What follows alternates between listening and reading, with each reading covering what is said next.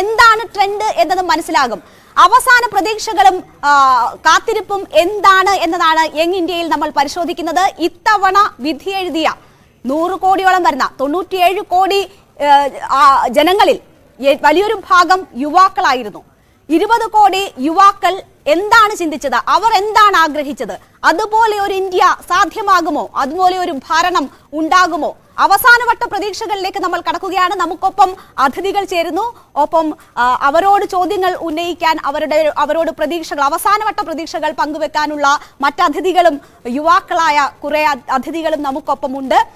BJP-യിൽ നിന്ന് BG വിഷ്ണുവാണ് പങ്കെടുക്കുന്നത്. കോൺഗ്രസിന്റെ RV രാജേഷ് ഉണ്ട്. ഇടത് സഹയാത്രികനായ അജീമും നമുക്കൊപ്പം ചേരുന്നു. റിസർച്ച് സ്കോളറാണ് അജീം. അപ്പോൾ നമുക്ക് ആരംഭിക്കാം. നമ്മൾ ഇതുപോലെ വോട്ടെടുപ്പിന് തൊട്ട് മുന്നത്തെ ദിവസങ്ങളിൽ ഇവിടെ ഇതേ ഫ്ലോറിൽ കണ്ടിരുന്നു. വലിയ പ്രതീക്ഷകളായിരുന്നു നിങ്ങൾക്ക് എല്ലാവർക്കും ഉണ്ടായിരുന്നത്. തുടർ ഭരണം, 400 പാർ എന്ന പ്രതീക്ഷകളൊക്കെ വിഷ്ണു പങ്കുവച്ചിരുന്നു. അതേപോലെ തന്നെ RV രാജേഷ് 2020 ശക്തമായ തിരിച്ചുവരവൊക്കെ സ്വപ്നം കണ്ടിരുന്നു. ഇപ്പോൾ എക്സിറ്റ് പോളുകൾ ഒക്കെ വന്നു കഴിഞ്ഞിരിക്കുന്ന ഒരു സാഹചര്യം കൂടിയാണ്. അവസാനത്തെ പ്രതീക്ഷ എന്താണ്? സംശയമൊന്നുമില്ല. ഞങ്ങൾ തെരഞ്ഞെടുപ്പിന് മുമ്പ് കൃത്യമായ നിരീക്ഷണത്തിന്റെ അടിസ്ഥാനത്തിൽ പറഞ്ഞിരുന്നു, നരേന്ദ്രമോദിയും BJP-യും പ്രതീക്ഷിച്ചതുപോലെ ഭാരതീയ ജനതാ പാർട്ടി NDAക്ക് 400-ലധികം സീറ്റുകൾ കിട്ടുമെന്ന്. എക്സിറ്റ് പോൾ ഒരു അന്തിമമൊന്നുമല്ല, പക്ഷേ എക്സിറ്റ് പോൾ നൽകുന്നത് സൂചനകളാണ്. ആ സൂചനകൾ പ്രകാരം ഞങ്ങൾ 400 സീറ്റിലേക്ക് എത്തുമെന്നുള്ള കാര്യത്തിൽ ഒരു സംശയവുമില്ല. അത്തരത്തിലുള്ള റിപ്പോർട്ടുകൾ തന്നെയാണ് വിവിധ ഏജൻസികൾ പങ്കുവച്ചത് പുറത്തേക്ക് വരുന്നത്.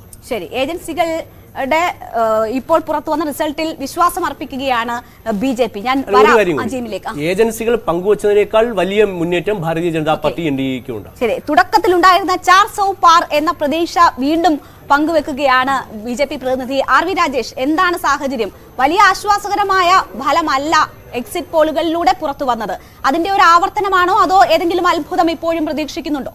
അല്ല, എക്സാക്ട് പോൾ വരാൻ വേണ്ടി മണിക്കൂറുകൾ മാത്രമുള്ളപ്പോൾ എക്സിറ്റ് പോളിൻ്റെ ആയുസ് ഇല്ല എന്നുള്ളത് നമുക്ക് വ്യക്തമായിട്ട് അറിയാം. ഇവിടെ ഈ തെരഞ്ഞെടുപ്പിൽ ഞങ്ങൾ ആദ്യം മുതലേ പറയുന്നു, രാജ്യത്തെ ഒരു ഭരണമാറ്റത്തിൻ്റെ ഒരു വികാരം അത് വളരെ ദൃശ്യമായിരുന്നു. ഇപ്പോൾ നമ്മൾ യങ് ഇന്ത്യയെക്കുറിച്ചാണ് സംസാരിക്കുന്നത്. ചെറുപ്പക്കാർ ഈ രാജ്യത്ത് സുരക്ഷിതരാണ്, അവർ സംതൃപ്തരാണോ ഈ ഗവൺമെൻറ്? ഏറ്റവും 40 വർഷത്തെ ഏറ്റവും വലിയ തൊഴിലില്ലായ്മ നിൽക്കുന്ന ഒരു രാജ്യത്ത്, തൊഴിലില്ലായ്മയുടെ ശതമാനം ഏറ്റവും അധികം വർദ്ധിച്ചിരിക്കുന്ന ഒരു രാജ്യത്ത്, അവിടെ ഈ ചെറുപ്പക്കാരുടെ പ്രതീക്ഷകൾ, ആ പ്രതീക്ഷകൾക്കൊപ്പം ഉയരാൻ വേണ്ടി മോഡി സർക്കാരിന് കഴിഞ്ഞിട്ടില്ല.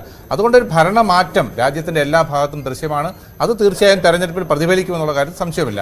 പക്ഷേ ഒരു പ്രധാനമന്ത്രി ഒരു അജണ്ട സെറ്റ് ചെയ്യുകയാണ്. തെരഞ്ഞെടുപ്പ് കഴിഞ്ഞപ്പോൾ ഈ എക്സിറ്റ് പോളുകളെ ഉപയോഗിച്ചുകൊണ്ട്, അതല്ലെങ്കിൽ അടുത്ത 100 ദിവസത്തെ കർമ്മ പദ്ധതികൾ പ്രഖ്യാപിക്കാൻ വേണ്ടി യോഗം വിളിക്കുന്നു. അപ്പോൾ എന്താണ് ഒരു സ്ഥാനം ഒഴിയാൻ പോകുന്ന, അല്ലെങ്കിൽ കാലാവധി പൂർത്തിയാക്കുന്ന ഒരു പ്രധാനമന്ത്രി എന്താണ് ചിന്തിക്കുന്നത്, എന്താണ് ഒരു കൺവേ ചെയ്യാൻ ശ്രമിക്കുന്നത്? അല്ലെങ്കിൽ സ്ഥാനം ഒഴിയാൻ പോകുന്ന ആഭ്യന്തര വകുപ്പ് മന്ത്രി കളക്ടർമാരെ വിളിക്കുന്നു. അപ്പോൾ എന്തോ ഒരു ഭയപ്പാട് BJPക്ക് ഉണ്ട് എന്നുള്ള കാര്യം വ്യക്തമാണ്. അതിനെ ഈ ഒരു തെരഞ്ഞെടുപ്പിനെ ഒരു എക്സിറ്റ് പോളുകളുടെയോ അല്ലെങ്കിൽ ഇത്തരം അജണ്ടകളുടെയോ ഒക്കെ പിൻബലത്തോടുകൂടി അതിനെ മറികടക്കാനോ ഉള്ള ഒരു ശ്രമം തീർച്ചയായും രാജ്യത്ത് നടക്കുന്നു. അങ്ങനെ ഒരു ഗൂഢാലോചന നടക്കുന്നുള്ള ആശങ്ക തീർച്ചയായും ഞങ്ങൾ പങ്കുവയ്ക്കുന്നുണ്ട്. അത് തെരഞ്ഞെടുപ്പ് കമ്മീഷനെ പോലും ഈ തെരഞ്ഞെടുപ്പിന്റെ കാലഘട്ടത്തിൽ നമുക്കറിയാം നിശബ്ദമായിക്കൊണ്ടാണ് ഗവൺമെന്റ് മുന്നോട്ട് പോകുന്നത്. ശരി അജീം, സംസ്ഥാനത്ത് വന്ന എക്സിറ്റ് പോളുകൾ നോക്കിയാൽ ഓരോ രാഷ്ട്രീയ പാർട്ടിയുടെയും ചങ്കിടിപ്പ് കൂട്ടുന്ന തരത്തിലാണ് അതുള്ളത്. ഇടതുപക്ഷത്തെ സംബന്ധിച്ച് വലിയ ആശങ്കയുണ്ടാക്കുന്ന ചില എക്സിറ്റ് പോളുകൾ കൂടി ഉണ്ടായിരുന്നു. അവസാന വട്ടത്തെ പ്രതീക്ഷ എന്താണ്? ഒരു തരത്തിലും ഈ എക്സിറ്റ് പോളുകളെ നമ്മൾ അങ്ങനെ അംഗീകരിച്ചു കൊടുക്കേണ്ട കാര്യമല്ല. കാരണം നമുക്കറിയാം, നമ്മളിപ്പോൾ യങ് ഇന്ത്യ എന്ന് പറയുന്ന ഒരു കാര്യമാണ് എടുത്ത് നമ്മളിവിടെ ചർച്ച ചെയ്യുന്നത്. ഈ ഇരിക്കുന്ന ഇത്രയും യൂത്തിൻ്റെ അടുത്ത് എത്ര പേരുടെ അടുത്ത് ഈ എക്സിറ്റ് പോളിൻ്റെ ഒരു ഏജൻസി വന്നിട്ട് ഒരു സർവേ ക്വസ്റ്റ്യൻ ചെയ്തു എന്നത് ഒന്ന് നമ്മൾ മനസ്സിലാക്കേണ്ട കാര്യമാണ്. അതുമാത്രമല്ല, ധാരാളം സോഫ്റ്റ്വെയർ ഉപയോഗിച്ചുകൊണ്ട് ആർക്ക് ഫേവറായിട്ട് ഒരു എക്സിറ്റ് പോൾ ക്രിയേറ്റ് ചെയ്യണം, അല്ലെങ്കിൽ ഒരു ഔട്ട്പുട്ട് എങ്ങനെ വരണം എന്ന ഒരു കാര്യത്തിൽ നമുക്ക് സോഫ്റ്റ്വെയറുകളൊക്കെ ധാരാളമാണ്. BJP എന്ന് പറയുന്ന കേന്ദ്രം ഭരിച്ചുകൊണ്ടിരിക്കുന്ന ഒരു പാർട്ടിക്ക് അവരുടെ കയ്യിൽ ധാരാളമായിട്ടുള്ള ഏജൻസികളും ആ PR വർക്ക് ചെയ്യുന്നത് നമ്മൾ കണ്ടിട്ടുണ്ട്. ഇപ്പോൾ പ്രധാനമന്ത്രി നരേന്ദ്രമോദി ഈ പറയുന്ന ഡൽഹിയിലിരിക്കുന്ന ആ PR വർക്ക് കുറച്ച് കഴിയുമ്പോൾ നമ്മുടെ കേരളത്തിൽ വരുന്നു, കുറച്ച് കഴിയുമ്പോൾ വിവേകാനന്ദ പാറയിൽ പോയിരിക്കുന്നു. അപ്പോൾ ഇതൊക്കെ ഒരു PR വർക്കിൻ്റെ ഭാഗമാണ്. ഈ എക്സിറ്റ് പോളും ഒരു PR വർക്കിൻ്റെ ഭാഗം മാത്രമേ ഉള്ളൂ. അത് ഒരു കാരണവശാലും എക്സാക്ട് പോളിലേക്ക് പോകുന്ന ഒരു സാഹചര്യവുമില്ല. കേരളത്തിൽ ഇടതുപക്ഷം പ്രതീക്ഷിക്കുന്നത് എന്ന് പറയുന്നത് 2004 ഒരു റിസൾട്ട് തന്നെയാണ്. അന്നും ഈ എക്സിറ്റ് പോളുകളെല്ലാം തന്നെ പറഞ്ഞത് ഇത് തന്നെയായിരുന്നു. ശരി, എന്തായാലും 2004 ആവർത്തനം എന്നത് വോട്ടെടുപ്പിലേക്ക് നീങ്ങുന്ന ഘട്ടത്തിലുമൊക്കെ നമ്മൾ കേട്ടതാണ്. പക്ഷേ എന്താണ് ഉണ്ടാകുന്നതെന്ന് കാത്തിരുന്ന് തന്നെ കാണേണ്ടതാണ്. എക്സിറ്റ് പോളുകൾ നൽകുന്ന സൂചന അതല്ല എന്ന ഒരു യാഥാർത്ഥ്യം കൂടിയുണ്ട്. നമുക്കിനി യുവാക്കളുടെ പ്രതീക്ഷകൾ, അവരുടെ പ്രതീക്ഷകൾക്കൊത്തുള്ള ഒരു ഭരണമാകുമോ വരുന്നത്, അവർ ഏറ്റവും അവസാന നിമിഷങ്ങളിൽ എന്താണ് പ്രതീക്ഷിക്കുന്നതെന്ന് നോക്കാം. നമ്മുടെ യുവാക്കളിൽ എന്തായാലും 50% സ്ത്രീകളാണെങ്കിലും നമുക്ക് ആ ഒരു പ്രാതിനിധ്യം ഇവിടെ ഉറപ്പിക്കാനായിട്ടില്ല എന്ന ഒരു സാഹചര്യം ഉണ്ട്. എങ്കിൽ പോലും നമുക്ക് ആരംഭിക്കാം. ആരാണ് ആദ്യം ചോദിക്കുന്നത്? സ്വയം പരിചയപ്പെടുത്തിക്കൊണ്ട് നിങ്ങൾക്ക് അതിഥികളോട് ചോദ്യങ്ങൾ ചോദിക്കാം. നമസ്കാരം, എൻ്റെ പേര് അഭിമന്യു. ആദ്യമേ തന്നെ ഈ ഇലക്ഷനെ സംബന്ധിച്ച് ഒരു ചെറിയ അഭിപ്രായമാണ് മുന്നോട്ട് വയ്ക്കാനുള്ളത്. പ്രത്യേകിച്ച് കേരളത്തിലെ കാര്യം. കേരളത്തിൽ നേരത്തെ അജീം സൂചിപ്പിച്ച പോലെ 2004 ഇലക്ഷൻ റിസൾട്ട് ഒരിക്കലും എത്രത്തോളം സാധ്യമാവുമെന്ന് ചെറിയൊരു ഉറപ്പില്ലായ്മയുണ്ട്. അതോടൊപ്പം തന്നെ എന്നാൽ ഇടതുപക്ഷം മികച്ച മുന്നേറ്റം ഉണ്ടാക്കുമെന്ന് തന്നെ പ്രതീക്ഷ ഞങ്ങൾ യുവാക്കൾക്ക് അത്തരത്തിലൊരു പ്രതീക്ഷ മുന്നോട്ട് വയ്ക്കാനുണ്ട്. പക്ഷേ BJP എത്രത്തോളം ഇവിടെ അക്കൗണ്ട് തുറക്കും എന്നുള്ള കാര്യം ഞങ്ങൾക്ക് സംശയമുള്ള കാര്യമാണ്. കാരണം 0 മുതൽ 3 സീറ്റ് വരെ കേരളത്തിൽ നേടുമെങ്കിൽ ആ മൂന്നാമത്തെ സീറ്റ്, ഇപ്പോൾ തിരുവനന്തപുരം തൃശ്ശൂരും ഒക്കെ നേടുമെന്ന് പറയുന്നുണ്ട്. പക്ഷേ മൂന്നാമത്തെ സീറ്റ്, ചോദ്യത്തിലേക്ക് വരാം. ചോദിക്കാനുള്ളത് BJP പ്രതിനിധിയോട് തന്നെയാണ്. 400 സീറ്റ് നേടും എന്നുള്ള ഒരു ഉറപ്പിന്മേൽ ഇലക്ഷൻ തുടങ്ങിയിട്ട് അവസാനം ഇവർ പ്രധാനമായി സെറ്റ് ചെയ്തിട്ടുള്ള ഒരു അജണ്ട രാമക്ഷേത്രം തുടങ്ങിയിട്ടുള്ള വിഷയങ്ങളൊക്കെയാണ്. ഇതൊന്നും ഇലക്ഷനിൽ പരാമർശിക്കാൻ പോലും സാധിച്ചില്ല എന്ന് മാത്രമല്ല, തീവ്രമായ മുസ്ലിം വിരുദ്ധത ഈ പറയുന്ന വലിയ റാലികളിലും ജനാവലികളടങ്ങിയ ഇടങ്ങളിലും തീവ്രമായ മുസ്ലിം വിരുദ്ധത പറഞ്ഞ് വോട്ട് പിടിക്കേണ്ട സാഹചര്യത്തിലേക്ക് പ്രധാനമന്ത്രി ചെന്നെത്തിയിട്ടുണ്ട്. അതിനെപ്പറ്റി എന്താണ് പറയാനുള്ളത്? ഓക്കെ, ഇതില് രാമക്ഷേത്രം പരാമർശിച്ചില്ല എന്ന് പറയരുത്. രാമക്ഷേത്രത്തിന് ബാബറി പൂട്ടിടും എന്ന് പ്രധാനമന്ത്രി പറഞ്ഞ ഒരു സാഹചര്യം കൂടിയുണ്ട്. അതിന് അഭിമന്യു ചോദിച്ച ചോദ്യത്തിലേക്ക് പോകുന്നതിന് മുൻപ് അഭിമന്യു ഒരു കാര്യം സൂചിപ്പിച്ചിരുന്നു. ആ മൂന്നാമത്തെ സീറ്റ് ഏതായിരിക്കും? അങ്ങനെ ചൂണ്ടിക്കാണിക്കാൻ, 3ഉം 5ഉം ഒക്കെ പറയുന്നത് ചൂണ്ടിക്കാണിക്കാൻ BJPക്ക് സീറ്റുകളുണ്ടോ? സംശയമൊന്നുമില്ല. കേരളത്തിൽ തിരുവനന്തപുരവും തൃശ്ശൂരെയും കൂടാതെ BJP വലിയ മുന്നേറ്റം നടത്താൻ വിജയിക്കാൻ പോകുന്നത് ആറ്റിങ്ങലിലാണ്. അത്തരത്തിൽ അതിൽ ഞങ്ങൾക്ക് അടിസ്ഥാനപരമായ വ്യത്യാസമൊന്നുമില്ല. വളരെ ശക്തമായ ത്രികോണ മത്സരം തന്നെയാണ് ആറ്റിങ്ങിൽ നടന്നത്. വലിയ ഫൈറ്റ് നടന്നു. ഞങ്ങൾ അതിൽ വിജയിക്കുമെന്ന് ഞങ്ങൾ ഉറച്ചു പ്രതീക്ഷിക്കുന്നു. അതാണ് ഞാൻ പറഞ്ഞത്, തിരുവനന്തപുരം തൃശ്ശൂരും കൂടാതെ ആറ്റിങ്ങൽ. അതിനപ്പുറത്തേക്ക് എക്സിറ്റ് പോളിൽ 5 പറഞ്ഞിട്ടുണ്ട്. പക്ഷേ BJP പ്രതീക്ഷിക്കുന്നു. ഞാൻ പറഞ്ഞല്ലോ, എക്സിറ്റ് പോളുകളിലേക്ക് അപ്പുറത്തേക്ക് കേരളത്തിലടക്കം ഒരു ജനവിധി ഉണ്ടാകും എന്നുള്ള കാര്യത്തിൽ സംശയമില്ല. കാരണം കഴിഞ്ഞ കാലഘട്ടങ്ങളിൽ കേരളത്തിൽ നിന്ന് വിജയിപ്പിച്ച MPമാർ കേരളത്തിന് വേണ്ടി എന്തു ചെയ്തു? കേരളം ഭരിക്കുന്ന സർക്കാരിനെതിരെ ജനവിരുദ്ധ വികാരം, ഇതെല്ലാം ഒരു ഭരണവിരുദ്ധ വികാരം അടക്കം ശക്തമായി നിൽക്കുന്ന സംസ്ഥാനത്ത് BJPക്ക് അനുകൂലമായി ഒരു ജനവിധി ഉണ്ടാകും. ഇതിൽ ഏറ്റവും കൂടുതൽ കേരളത്തിൽ വോട്ട് വർധനവും അടക്കം ഉണ്ടാകുന്നത് NDAക്ക് തന്നെ. ശരി, അപ്പോൾ നമ്മൾ ഇനി എക്സിറ്റ് പോളുകളിലേക്ക് കൂടുതലായി പോകേണ്ട, കാരണം മണിക്കൂറുകളുടെ കാത്തിരിപ്പ് മാത്രമേ ഉള്ളൂ യഥാർത്ഥ ഫലം എന്ത് എന്നറിയാൻ. വിഷ്ണു, ഇവിടെ അഭിമന്യു സൂചിപ്പിച്ച കാര്യം, ഫലം എന്ത് തന്നെ വന്നോട്ടെ, പക്ഷേ അവർ ആഗ്രഹിക്കുന്ന തരത്തിലായിരുന്നില്ല പ്രചരണം എന്നതാണ് സൂചിപ്പിച്ചത്, അല്ലേ? എക്സാക്ട്ലി അതാണ് സൂചിപ്പിച്ചതെന്നാണ് എനിക്ക് മനസ്സിലായത്. കാരണം വർഗീയത പറഞ്ഞുകൊണ്ട് വോട്ട് പേടിച്ച് ആരധികാരത്തിൽ വന്നാലും അത് ഈ യുവാക്കളുടെ പ്രതീക്ഷയ്ക്കൊത്തതാകില്ല എന്നൊരു സൂചനയാണ് അഭിമന്യു നൽകിയത്. ഭാരതീയ ജനതാ പാർട്ടിയെ സംബന്ധിച്ചിടത്തോളം ഞങ്ങൾ പാർട്ടിയുടെ രൂപീകരണ കാലം മുതൽ ചില വിഷയങ്ങളുമായി ജനങ്ങളുമായി സംബന്ധിച്ചിരുന്നു. ആ വിഷയത്തെപ്പറ്റി വളരെ വ്യക്തമായ കൃത്യമായ നിലപാട് എല്ലാ വിഷയങ്ങളും, കാശ്മീരിൻ്റെ കാര്യത്തിലായാലും ശരി, അയോധ്യയുടെ കാര്യത്തിലായാലും ശരി, ഇനി വരാൻ പോകുന്ന വിഷയങ്ങളിൽ രാജ്യം നേരിടുന്ന വെല്ലുവിളികൾ ഏതൊക്കെയാണ്, ആ വിഷയങ്ങളിൽ ഞങ്ങൾക്ക് കൃത്യമായ നിലപാടുണ്ട്. അത് ഭാരതീയ ജനതാ പാർട്ടിയും പ്രധാനമന്ത്രിയും അസന്നിഗ്ധമായി, ഞങ്ങൾക്ക് രഹസ്യ ചർച്ച നടത്തേണ്ട ഒരിടവോ സ്പേസോ ഞങ്ങൾ ആഗ്രഹിക്കുന്നില്ല. പറയാനുള്ളത് ജനങ്ങളോട് കൃത്യമായി പറയാറുണ്ട്. ശരി, ആ മറുപടിയിൽ തൃപ്തനാണോ അഭിമന്യു? അങ്ങനെ കൃത്യമായി കാര്യങ്ങൾ പറഞ്ഞ് വോട്ട് പിടിക്കുന്നു എന്നതാണ് വിഷ്ണു പറഞ്ഞത്. തൃപ്തരല്ല. അത് പ്രധാനമായി പറയാനുള്ള കാര്യം, ഈ NDA ഗവൺമെന്റ് 2014 ആദ്യം അധികാരത്തിൽ വരുന്നതിന് തൊട്ട് മുൻപുണ്ടായിരുന്ന UPA ഗവൺമെന്റിനെ പറ്റി അവർ ഈ പറയുന്ന ഒരു വലിയ തെരഞ്ഞെടുപ്പ് റാലിയിൽ ആയിരങ്ങൾ നിൽക്കെ തന്നെ പറഞ്ഞൊരു കാര്യം, ഇവിടുത്തെ ഈ പറയുന്ന കോൺഗ്രസ് മന്ത്രിസഭ അല്ലെങ്കിൽ കോൺഗ്രസ് മന്ത്രിസഭയും അതോടൊപ്പം ഒരു മതേതര ഗവൺമെന്റാണ് ഉണ്ടായിരുന്നത്.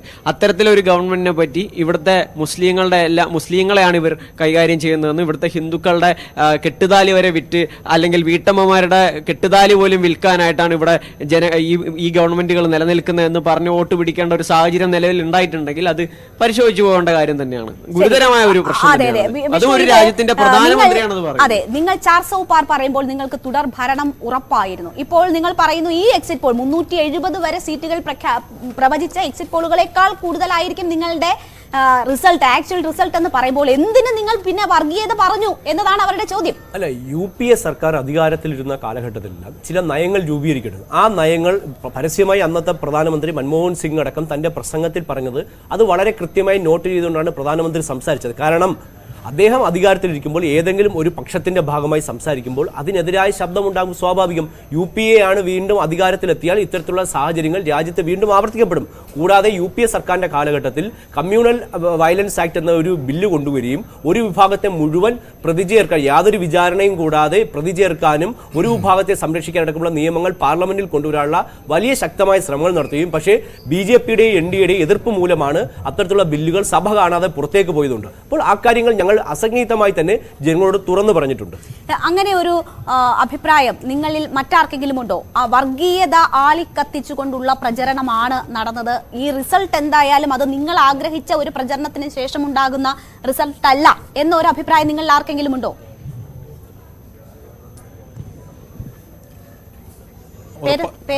എൻ്റെ പേര് പ്രിൻസ് എന്നാണ്. വ്യക്തിപരമായിട്ട് എനിക്കും അഭിമന്യു പറഞ്ഞതിനോട് യോജിപ്പാനുള്ളത്, വർഗീയത ചൂണ്ടിക്കാണിച്ച് തന്നെയാണ് പല പ്രചരണങ്ങളിലും. അതിൽ പ്രധാനമന്ത്രി പറഞ്ഞതിന് എല്ലാ തരത്തിലും വിമർശനം ഏറ്റുവാങ്ങി പല രാഷ്ട്രീയ പാർട്ടികളുടെ പ്രതിനിധികളും അതിനെതിരെ സംസാരിക്കുന്നുണ്ടായിരുന്നു. പക്ഷേ ഒരു ഇന്ത്യയിലെ യുവാവെന്ന നിലയ്ക്ക് ഞാൻ മുമ്പോട്ട് വയ്ക്കുന്ന ചോദ്യം, ഈ വർഗീയത പറഞ്ഞ് അധികാരത്തിലെത്തിയിട്ട് ഒരു പ്രത്യേകതരം കമ്മ്യൂണിറ്റിയെ നിങ്ങളൊരു സൈഡിൽ അവരെ മാറ്റി നിർത്തുകയല്ലേ? എന്തുകൊണ്ട് അവരെ കൂടെ ഉൾപ്പെടുത്തി കൊണ്ടുപോയിക്കൂടാ?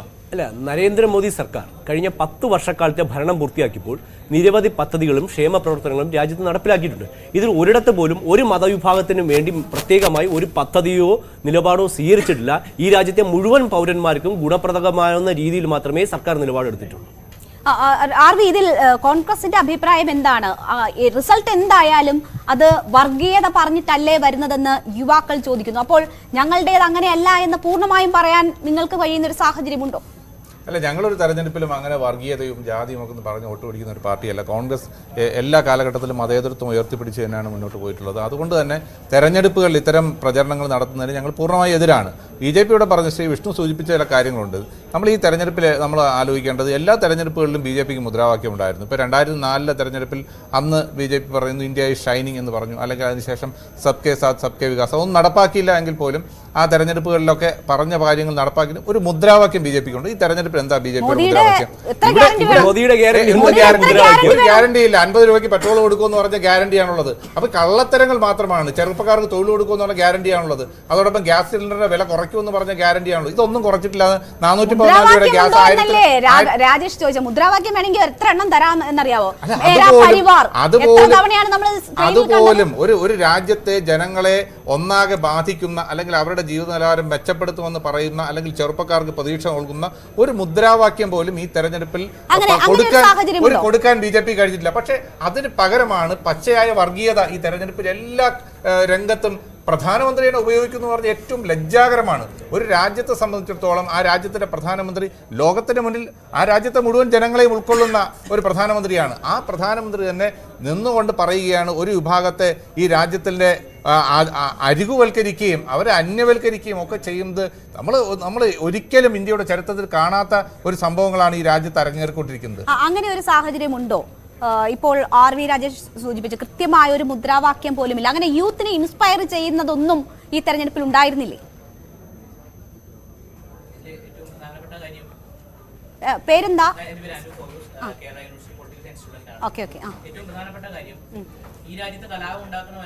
മൈക്ക് മ്യൂട്ടാണ്, ഒന്ന് ഓണാക്കിയിട്ട് സംസാരിക്കും. എൻ്റെ പേര് അനു പൗലോസ്, ഞാൻ Kerala university political science student ആണ്. ഏറ്റവും പ്രധാനപ്പെട്ട കാര്യം, ഈ രാജ്യത്ത് കലാപം ഉണ്ടാക്കുന്ന മനുഷ്യരെ അവരുടെ വസ്ത്രം കൊണ്ട് തിരിച്ചറിയാമെന്ന് പറയുന്ന ഒരു മോദി അല്ലെങ്കിൽ ഒരു പ്രധാനമന്ത്രി രാജ്യത്തുണ്ടാകുന്ന ഒരു സാഹചര്യത്തിനകത്ത് വലിയ പ്രതീക്ഷയുമായിട്ട് BJP മുമ്പോട്ട് പോകുന്നു എന്ന് അവകാശപ്പെടുമ്പോൾ പോലും എന്തുകൊണ്ടാണ് ഈ ഭരണഘടനാ സ്ഥാപനങ്ങളെ, ഇപ്പം ഇലക്ഷൻ കമ്മീഷൻ അടക്കമുള്ള സ്ഥാപനങ്ങൾ എന്തുകൊണ്ടാണ് ഇവിടെ വലിയ രീതിയിൽ ആക്രമിക്കപ്പെടുന്നതാണ് ഏറ്റവും പ്രധാനപ്പെട്ട ചോദ്യം. വലിയ രീതിയിൽ മതപരമായും ജാതിപരമായിട്ടും ഒക്കെ പ്രധാനമന്ത്രി തുറന്നു പറയുമ്പോൾ പോലും, വലിയ ആഹ്വാനങ്ങൾ നടത്തുമ്പോൾ പോലും ഇതിനെതിരെ പ്രതികരിക്കാൻ കഴിയാത്ത ഒരിടമായിട്ട് ഈ ഇലക്ഷൻ കമ്മീഷൻ മാറുന്നുണ്ടെന്നുള്ളതാണ് ഏറ്റവും പ്രധാനപ്പെട്ട പ്രശ്നം. നമുക്കറിയാം, ഇന്ത്യൻ ജനാധിപത്യം എടുത്തു നോക്കുമ്പോൾ ഏറ്റവും വലിയ ഒരു ഇരുണ്ട കാലഘട്ടം എന്നൊക്കെ പറയുന്ന ഒരു കാലഘട്ടമാണ് ഈ അടിയന്തരാവസ്ഥ കാലഘട്ടം. അടിയന്തരാവസ്ഥ ഉണ്ടാവാൻ കാരണം ഇന്ദിരാഗാന്ധി എന്ന് പറയുന്ന അക്കാലത്ത് ഏറ്റവും വലിയ പ്രധാനമന്ത്രി, ഏറ്റവും വലിയ രാഷ്ട്രീയ നേതാവിന്റെ പ്രധാനമന്ത്രി സ്ഥാനത്തെ എതിർത്ത് പറയാൻ ഇവിടെ ഒരു തെരഞ്ഞെടുപ്പ് കമ്മീഷൻ ഉണ്ടായതുകൊണ്ടാണ്. അപ്പോൾ പക്ഷേ ആ നിലയിൽ ഈ പ്രധാനമന്ത്രി നടത്തുന്ന വലിയ രീതിയിലുള്ള വർഗീയതയെ ചൂണ്ടിക്കാണിക്കാൻ പോലും കഴിയാത്ത തരത്തിൽ ഇവിടുത്തെ തെരഞ്ഞെടുപ്പ് കമ്മീഷൻ ചുരുങ്ങി പോകുന്നതിനെ എങ്ങനെയാണ് നമ്മൾ നോക്കിക്കാണേണ്ടത്? അതോടൊപ്പം തന്നെ ഇപ്പം നമുക്കറിയാം, ഇപ്പം താഴെ പോകുന്നിടത്ത് NDA 1 കാണാം. എങ്ങനെയാണ് സൂറത്തിനകത്ത് ഈ NDA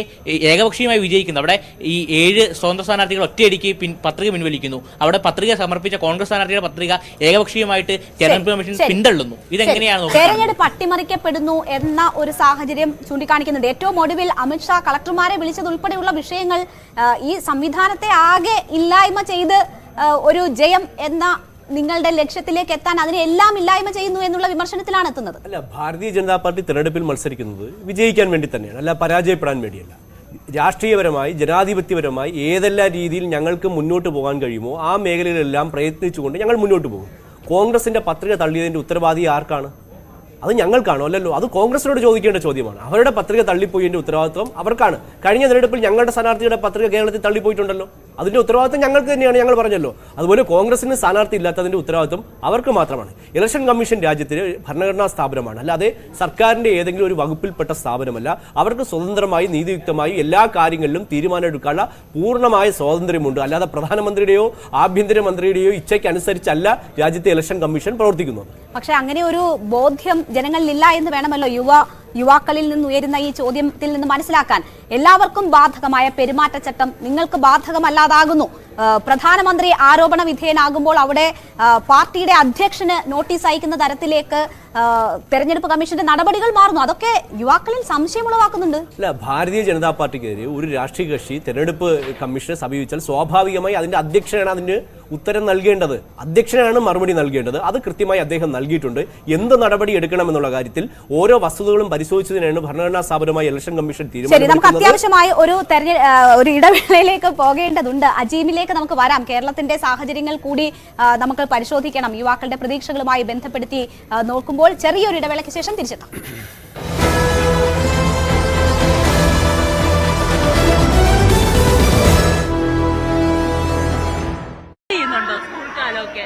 ഇപ്പോ സ്കൂളും കോളേജും എല്ലാം മിസ് ചെയ്യുന്നുണ്ട്.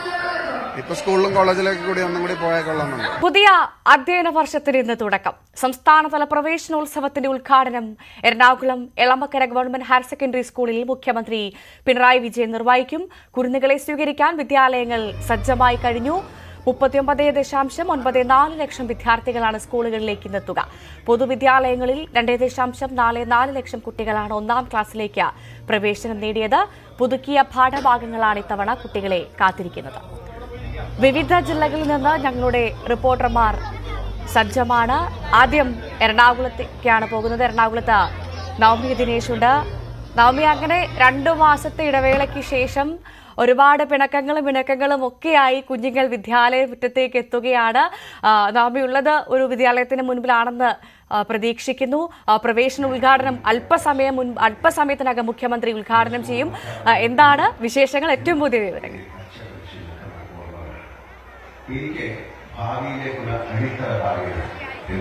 ഞാനിപ്പോൾ നിൽക്കുന്നത് എറണാകുളത്തെ എളക്കുളത്തെ ഗവൺമെന്റ് ഹയർ സെക്കൻഡറി സ്കൂളിലാണ്. ഇവിടെയാണ് ഇന്നത്തെ പ്രവേശന ഉദ്ഘാടനം നടക്കുക. അല്പസമയത്തിനുള്ളിൽ തന്നെ മുഖ്യമന്ത്രി ഇവിടെ എത്തിച്ചേരും. വിദ്യാഭ്യാസ മന്ത്രി, വ്യവസായ മന്ത്രി P Rajeev, Kochi mayor, MP Hibi Eden ഉൾപ്പെടെയുള്ളവർ ഇവിടെ എത്തിയിട്ടുണ്ട്. നമുക്ക് ഈ ദൃശ്യങ്ങളിൽ കാണാം. വർണ്ണാഭമായ തൊപ്പികളും മുട്ടായികളും ഒക്കെ ആയിട്ട് നമ്മുടെ കുരുന്നുകൾ ഇന്ന് 1ാം ക്ലാസ്സിലേക്ക് പ്രവേശിക്കുകയാണ്. വലിയ സന്തോഷമാണ് എല്ലാവരുടെയും മുഖത്ത്. സാധാരണ നമ്മൾ ഇത്തരത്തില് പ്രവേശനോത്സവത്തിലൊക്കെ വരുമ്പോ കരയുന്ന കുട്ടികളെയാണ് കാണുന്നത്. ഇന്ന് ഞാൻ കരയുന്ന മുഖമൊന്നും ഇല്ല കേട്ടോ. എല്ലാവരും സന്തോഷിച്ച്, അവർക്കറിയില്ല എന്താ ഇവിടെ നടക്കുന്നതെന്ന്. നിറച്ചും കളർഫുൾ ആയിട്ടുള്ള തൊപ്പികളും ബലൂണും മിഠായികളും. അവരെ വരവേൽക്കാൻ ടീച്ചർമാരും വലിയ മുതിർന്ന ചേട്ടന്മാരും ചേച്ചിമാരും ഒക്കെ ആയിട്ട് എല്ലാവരും വലിയ ഹാപ്പി ആയിട്ട് ഇരിപ്പുണ്ട്. ഇവിടെ ഒരു കുഞ്ഞു മിടുക്കിണ്ട്. എന്താ പേര്? ആണോ? ഒരു പാട്ട് പാടോ? ഒരു പാട്ട് പാടിക്കേ. പാടൂലേ? നേരത്തെ എനിക്ക് പാടിത്തരാന്ന് പറഞ്ഞല്ലോ. പാട്. ഇല്ല, ഭയങ്കര നാണോ കേട്ടോ ഇവിടെ. സ്കൂൾ ഇഷ്ടപ്പെട്ടാ?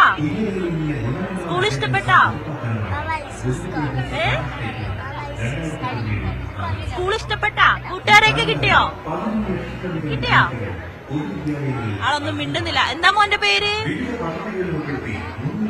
ഒട്ടും മിണ്ടുന്നില്ല കേട്ടോ. എല്ലാരും ഈ ലൈറ്റ്, ക്യാമറയും മൈക്കും ഒക്കെ കണ്ട് പകച്ചിരിക്കുകയാന്ന് തോന്നുന്നു. ഇവിടെ കുറച്ചു പേരുണ്ട്. എന്താ മോന്റെ പേര്? ഉറക്കപ്പെടാ. മിഠായിയൊക്കെ കിട്ടിയോ? കൂട്ടുകാരെയൊക്കെ കിട്ടിയോ? ഇഷ്ടപ്പെട്ട സ്കൂള്?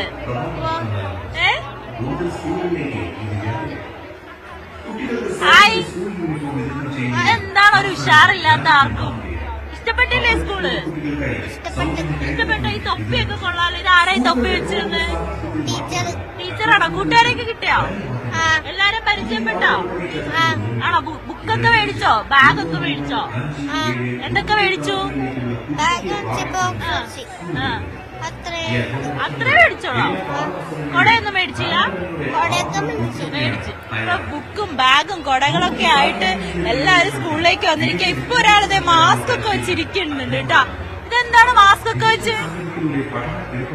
എന്താ പേര്? ഒരു പാട്ട് പാടിത്തരോ ചേച്ചിക്ക്?